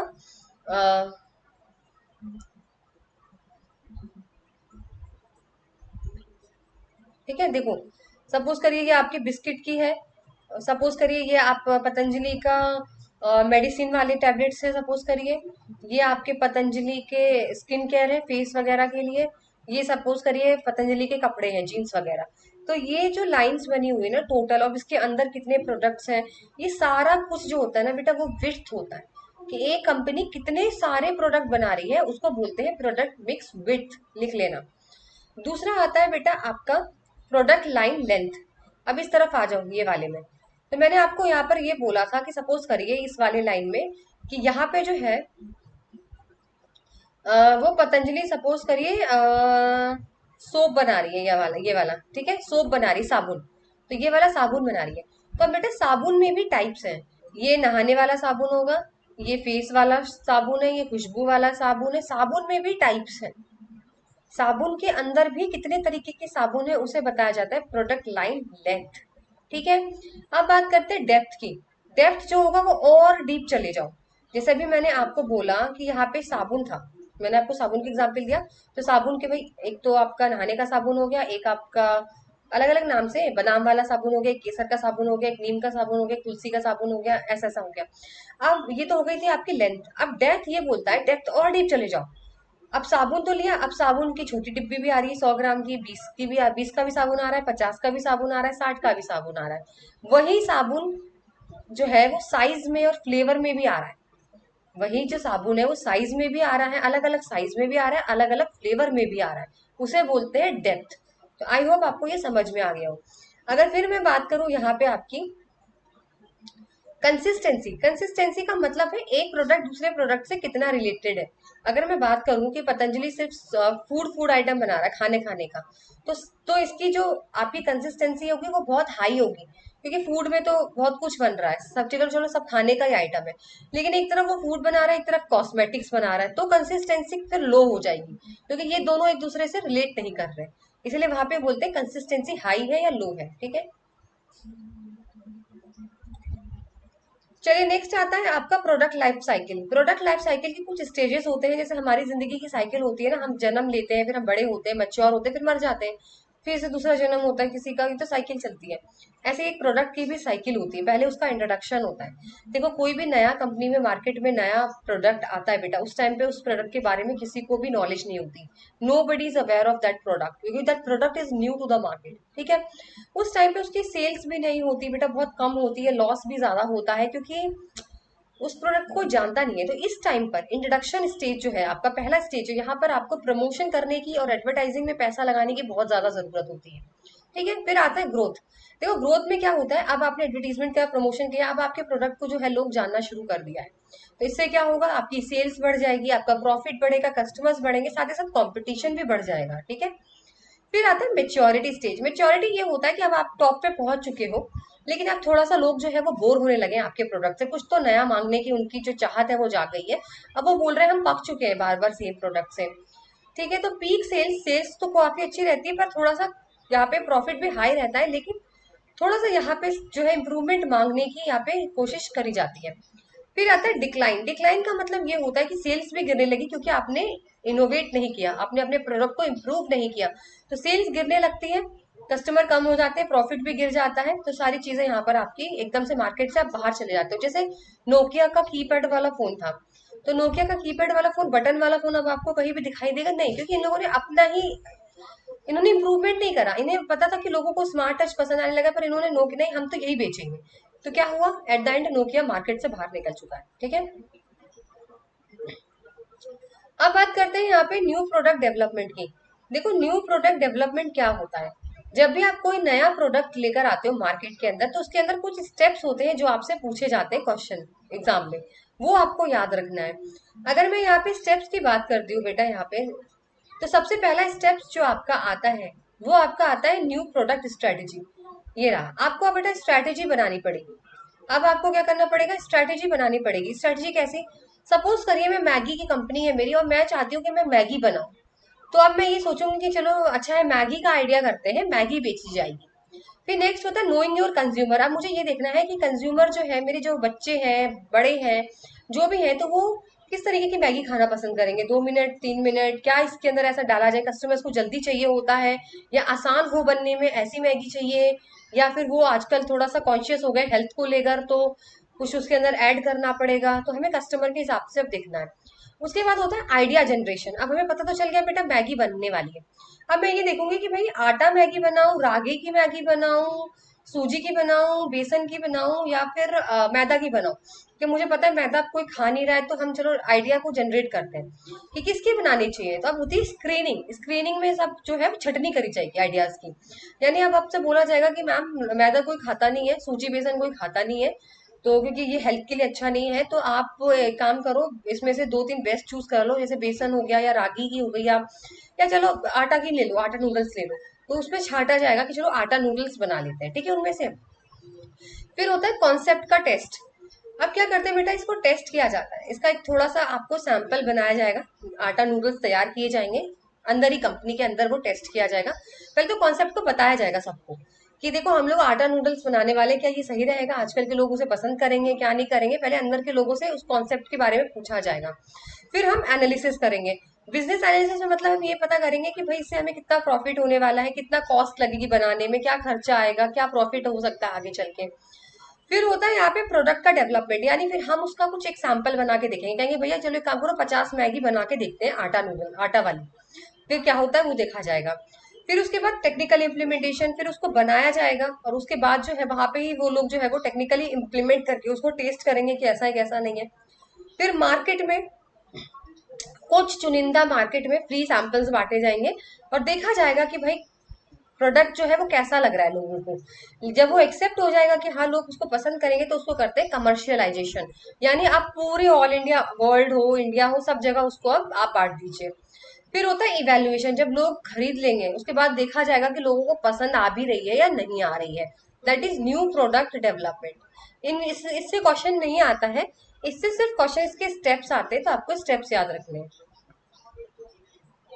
चलिए नेक्स्ट है आपका यहाँ पर चैनल ऑफ डिस्ट्रीब्यूशन। देखो चैनल ऑफ डिस्ट्रीब्यूशन यानी अब आपने प्रोडक्ट तो बेटा बना लिया, लेकिन प्रोडक्ट बनाने के लिए हमें चैनल की जरूरत है। हम अपना प्रोडक्ट कस्टमर तक पहुंचाएंगे कैसे? तो इसमें बेटा यहाँ पर आपके प्रोडक्ट चैनल के अंदर, अगर मैं प्रोडक्ट चैनल की बात करूं, तो यहाँ पे जो है आपका डायरेक्ट होता है, इनडायरेक्ट होता है। इनडायरेक्ट के अंदर 1 लेवल होता है, 2 लेवल होता है, 3 लेवल होता है, इसे याद कर लीजिएगा। अगर मैं डायरेक्ट की बात करती हूँ बेटा, डायरेक्ट चैनल की बात करती हूँ, तो डायरेक्ट चैनल के अंदर जो सामान बनाता है, जहां से फैक्ट्री सामान बना रही है, वो सीधे कस्टमर तक पहुंचाती है डायरेक्ट। इसे बोलते हैं डायरेक्ट चैनल या फिर जीरो लेवल ऑफ चैनल।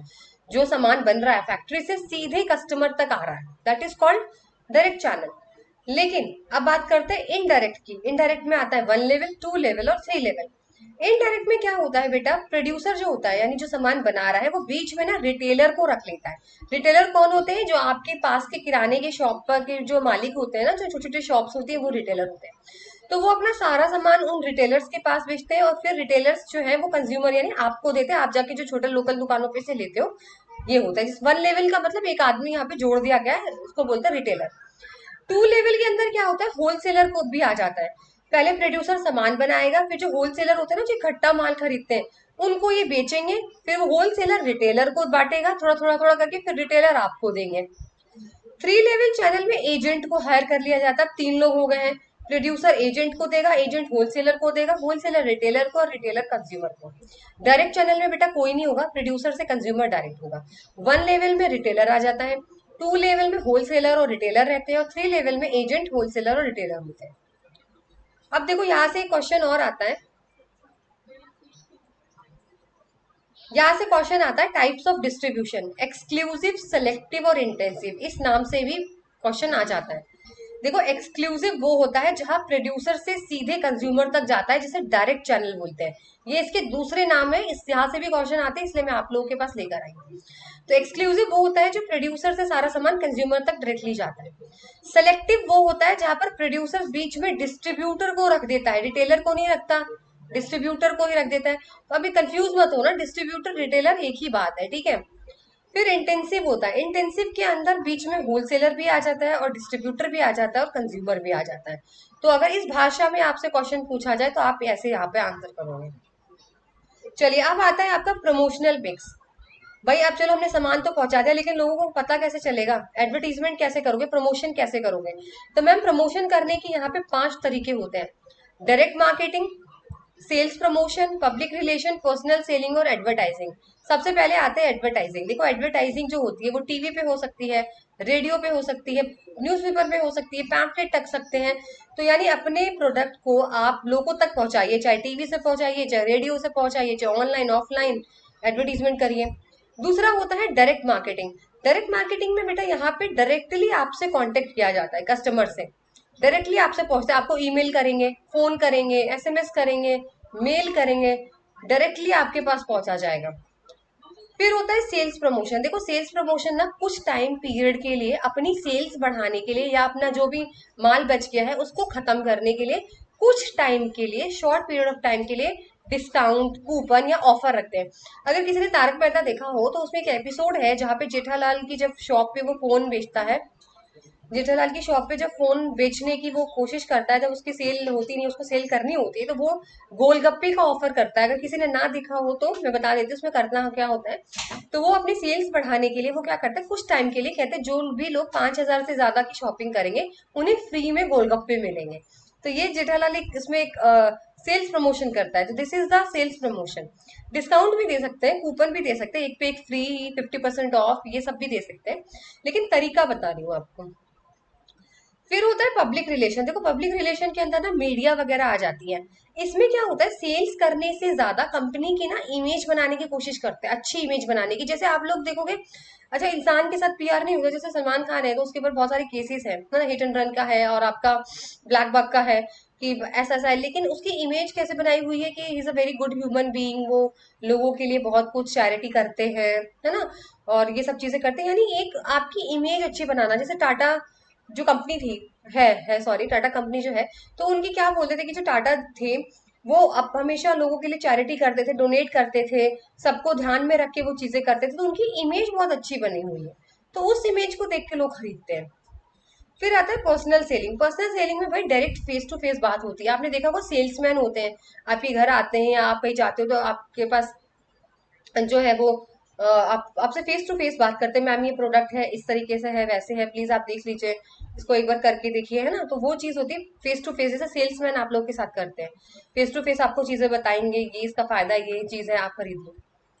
अब नेक्स्ट है प्राइसिंग स्ट्रेटेजी, मोस्ट इंपॉर्टेंट। सबसे पहले स्कीमिंग और पेनिट्रेशन। देखो स्कीमिंग प्राइसेस वो प्राइसेस होती है जहां प्राइस जो रखा जाता है प्रोडक्ट का बहुत हाई रख देते हैं शुरू में। हाई इसलिए रखते हैं ताकि जितना हो सके प्रॉफिट कमा लो, ठीक है। लेकिन वही अगर पेनिट्रेशन की बात करें तो पेनिट्रेशन में जो है ना बहुत कम प्राइस रखते हैं। कम प्राइस इसलिए रखते हैं ताकि मार्केट के अंदर कब्जा करा जाए, इसलिए ये याद रखना। फिर आता है साइकोलॉजिकल प्राइसिंग। देखो साइकोलॉजिकल प्राइसिंग जो होती है 999, 499, 599, ये आपके दिमाग से खेलती है। यानी आपको ऐसा लगता है कि 500 की चीज नहीं है मम्मी, 499 की है, मम्मी भी कहती है कि हाँ ठीक है 499 की है, अरे वो 1 रुपए तो कम है तो वो 500 की चीज पर आपको दिखा देते हैं 499, अरे सेल लगी हुई है। तो ये आपके दिमाग से खेला जाता है। फिर होता है प्रमोशनल प्राइसिंग। देखो प्रमोशनल प्राइसिंग में वही होती है जो कुछ टाइम के लिए होती है ताकि अपनी सेल्स को बढ़ा सके, ठीक है। कुछ स्पेशल इवेंट्स कर देते हैं, कुछ ऑफर दे दिया जाता है। फिर आता है जोग्राफिकल प्राइसिंग। देखो जोग्राफिकल प्राइसिंग जो होती है वो लोकेशन के हिसाब से प्राइस सेट किया जाता है।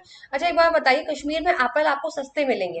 सपोज करिए कश्मीर से अगर आप एप्पल खरीदते हो तो आपको 80 रुपए किलो, 50 रुपए किलो मिल जाएगा। लेकिन एक बात बताओ, वही एप्पल कश्मीर से बेचारे चल के लेकर जा रहे हैं, उसको कश्मीर से लेके सपोज करिए दिल्ली है या साउथ साइड लेकर जा रहे हैं, तो वो आपको क्या 50 रुपए में ही देंगे? नहीं मैम, वो 200-300 रुपए किलो आपको मिलेगा। यानी प्राइस बढ़ गया लोकेशन की वजह से।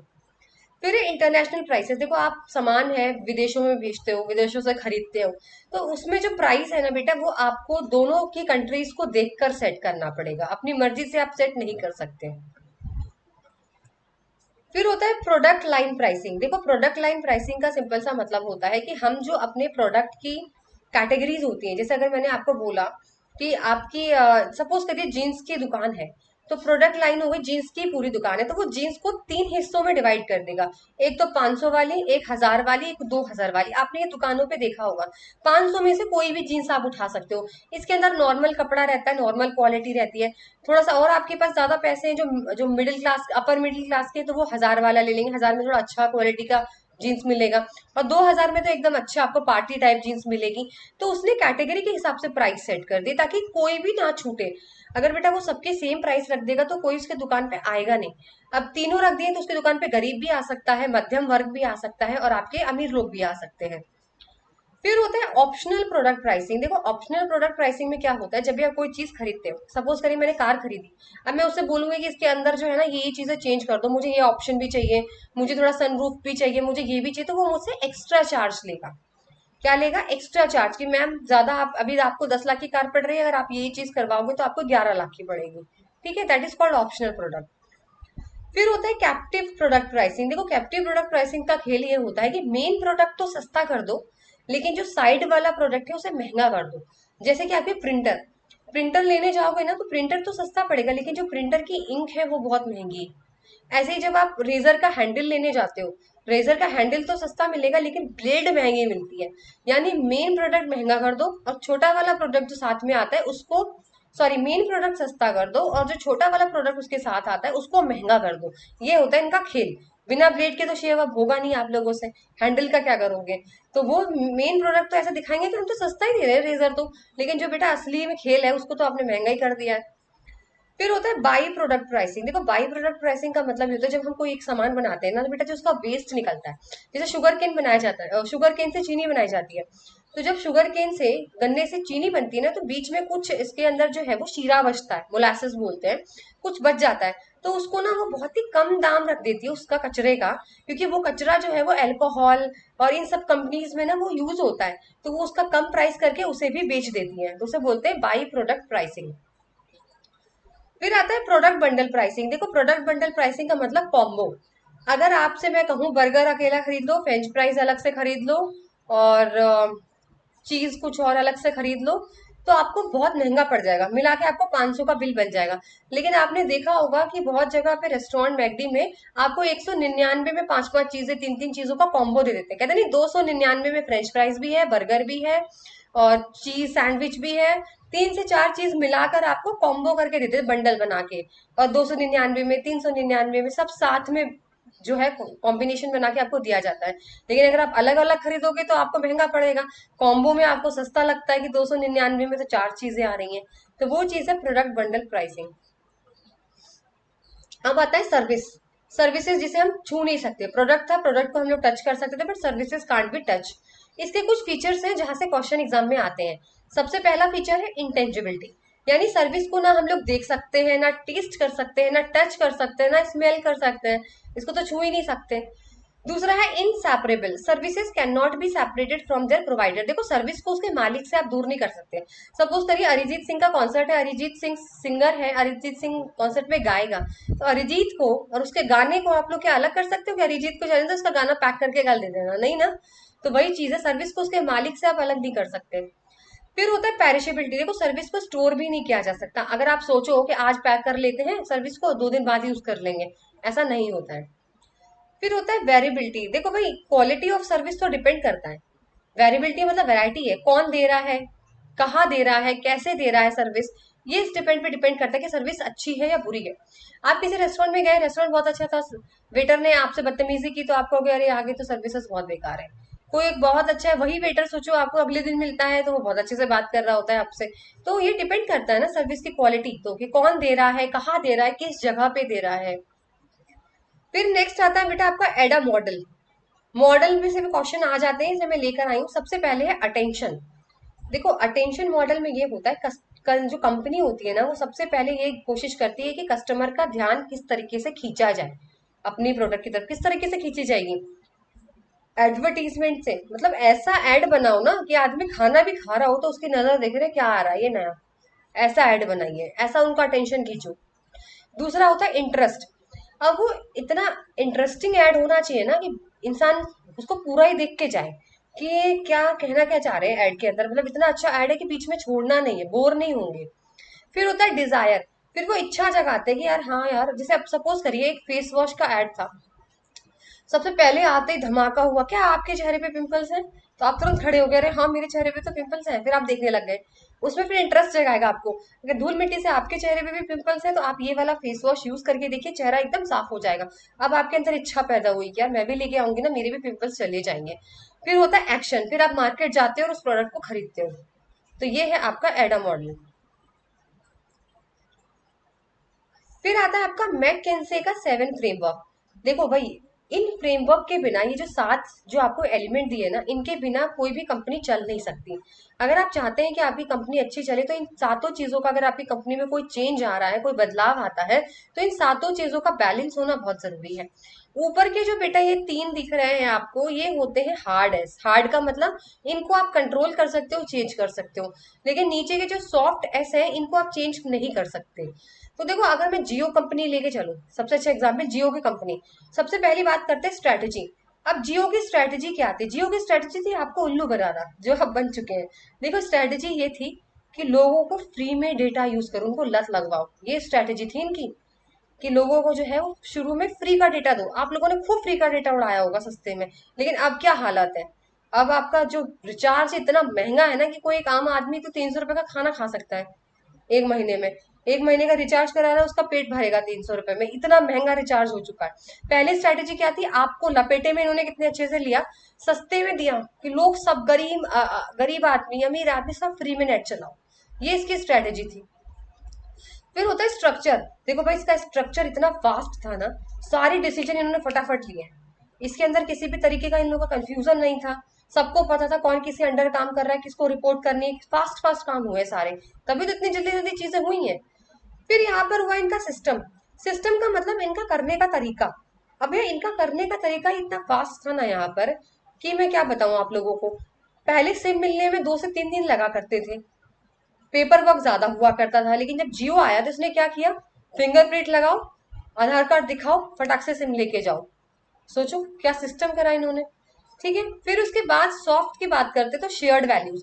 इन्होंने सबसे पहले ऊपर क्या रखा, सबसे पहले इन्होंने यही रखा इंटरनेट का, कि भाई जितना हो सके डेटा लोग यूज करें। शेयर्ड वैल्यूज का मतलब होता है सबसे पहली चीज प्रायोरिटी क्या है आपकी, इनकी तो यही थी, हमें अपना पूरा फैलाना है इंटरनेट का नेटवर्क, जियो ही जियो हो जाए हर जगह, जो हुआ।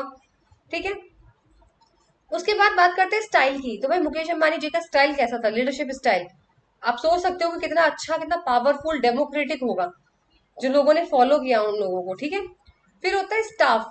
भाई अंदर का जो स्टाफ कर रहा है, आपको क्या लगता है, अरे कह रहे होंगे सॉफ्टवेयर इंजीनियर्स, आईटी डेवलपर्स, पता नहीं क्या क्या उन्होंने अपने स्टाफ को भर रखा होगा, क्योंकि उन्हें पता है इंटरनेट का खेल है सारा। फिर स्किल्स, अब आपको लगता है कि जो स्टाफ वहां पे बैठी है उनकी जो स्किल है, आप सोच सकते हो कि इनकी स्किल, इनकी जो हुनर यही था कि बेटा जियो ना उस टाइम पे एक ऐसा ही नेटवर्क था जियो का जो 4G नेटवर्क पे काम कर रहा था, बाकी 2G तो 3G वाले लोग थे। अगर आप भूल गए हो तो मैं आपको याद दिला दूं, तो इनके अंदर ये हुनर थे, ये स्किल था, कि ये पहला ऐसा जो जियो का नेटवर्क बनाया गया जो कि 4G पे काम कर रहा था उस टाइम पे, सोचो इतनी स्पीड दे रहे थे, तो इनकी क्यों था, इनकी स्किल की थी, इनका हुनर था, इसी वजह से। और अब तो आप लोग उल्लू बन ही रहे हैं। फिर है push strategy and pull strategy. देखो पुश स्ट्रेटजी का मतलब होता है धक्का देना, अपने प्रोडक्ट को जा जाके कस्टमर तक फोर्स करना, प्लीज खरीद लो, प्लीज खरीद लो। तो अपना प्रोडक्ट जो है वो आप प्रमोट करा रहे हो होलसेलर के पास, फिर होलसेलर जो है वो रिटेलर को कह रहा है कि बेचो, रिटेलर कस्टमर को प्रमोट कर रहा है, फिर कस्टमर खरीदता है।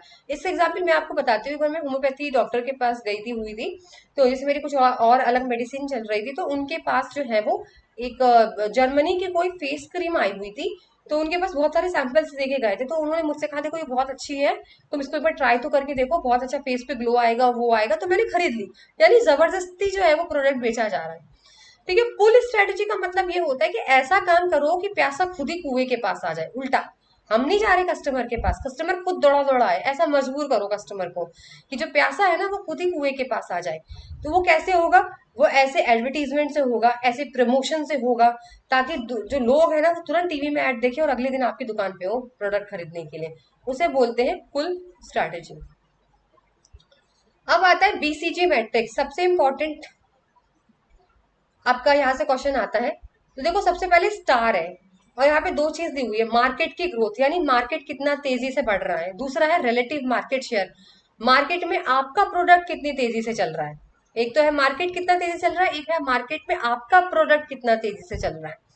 अगर मैं बात करूं सबसे पहले स्टार, स्टार में दोनों चीजें हाई है, यानी मार्केट भी बहुत मस्त बढ़ रहा है और आपका जो प्रोडक्ट है वो भी तेजी से दौड़ रहा है, वो प्रॉफिट, सितारे ही सितारे हैं आपके पास। ठीक है, फिर दूसरा है आपका क्वेश्चन मार्क।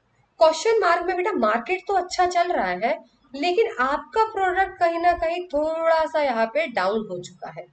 अगर अब इस सिचुएशन में आपने इसको ठीक नहीं किया, अगर इस सिचुएशन में आपने इसको ठीक नहीं किया तो आपकी सिचुएशन बहुत खराब हो जाएगी। ठीक है, लेकिन अगर आपने इसको अभी ठीक कर दिया तो आप स्टार की पोजीशन में पहुंच जाओगे, अगर इसको ठीक किया तो। थर्ड होता है कैश काउ।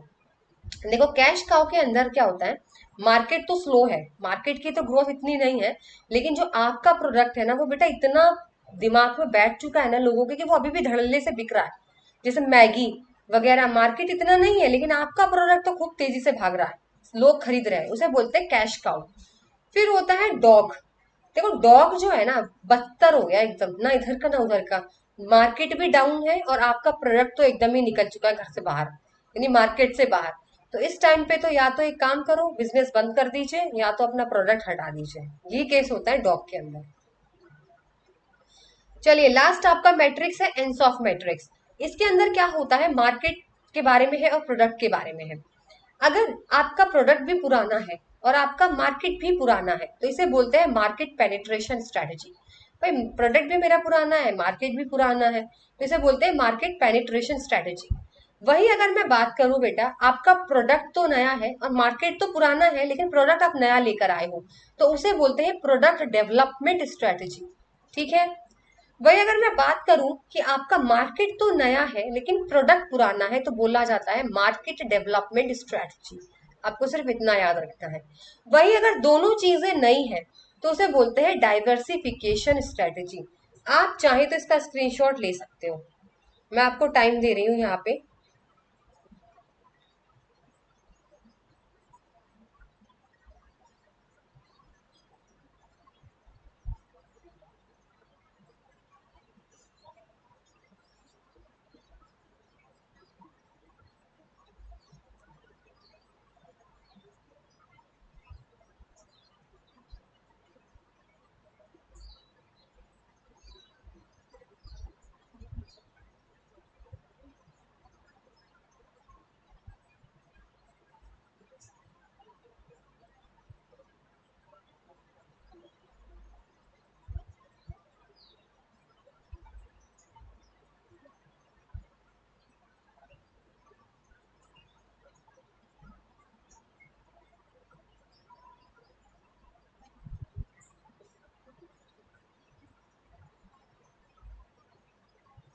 ठीक है, चलिए ये आखिरी था आपका। मैं आपको फिर से एक बार इसको एग्जाम्पल से समझा देती हूँ, अगर इसको समझ में नहीं आया है तो। देखो सिंपल सी भाषा में है कि मार्केट पेनिट्रेशन स्ट्रैटेजी, जहाँ पे आपका प्रोडक्ट भी पुराना होता है और आपका मार्केट भी पुराना होता है। सपोज करिए बेटा मेरी केक की दुकान थी, तो मेरी केक की दुकान अभी भी वही पुरानी मार्केट में ही चल रही है और वही पुराना केक है मेरा, बस थोड़ा सा और ज्यादा मैं बेचने की कोशिश कर रही हूँ डिस्काउंट देकर या वैसे, बस वही चीज है। न्यू प्रोडक्ट में क्या होता है, जब आपका प्रोडक्ट तो नया है लेकिन मार्केट तो वही है। देखो भाई मेरी दुकान तो वहीं पर है केक की, लेकिन अब मैं क्या कर रही हूँ, थोड़ा सा जो है वो केक की जगह मैं थोड़े से कुकीज वगैरह भी बेचना मैंने शुरू करा है, थोड़ा सा नया प्रोडक्ट लाने की कोशिश की है। ठीक है। तीसरा जो है वो आपका, अगर आपका मार्केट तो नया है लेकिन प्रोडक्ट पुराना है। सपोज करिए कि मेरी जो केक की शॉप थी वो जिस जगह पे थी वहां से बदल के मैं किसी ऑफिस के सामने, किसी कॉलेज के सामने मैंने अपनी दुकान खोली है, तो मेरे नए ग्राहक आने लग गए हैं। और लास्ट होता है दोनों चीजें नई है, तो समझ लो कि आपकी जो सारी चीजें एकदम से आपने नई खोली है। केक की दुकान बंद करके सपोज करिए मैंने कपड़े की दुकान शुरू कर दी है, तो मार्केट भी नया है, कस्टमर्स भी नए हैं। इसे बोलते हैं डाइवर्सिफिकेशन स्ट्रेटेजी। तो चलिए आई होप ये सेशन आपको पसंद आया हो, फुल सेशन मैंने कवर कर दिया है। And all the very best for exam. तब तक मिलते हैं आपसे नेक्स्ट सेशन में। Till then goodbye, take care.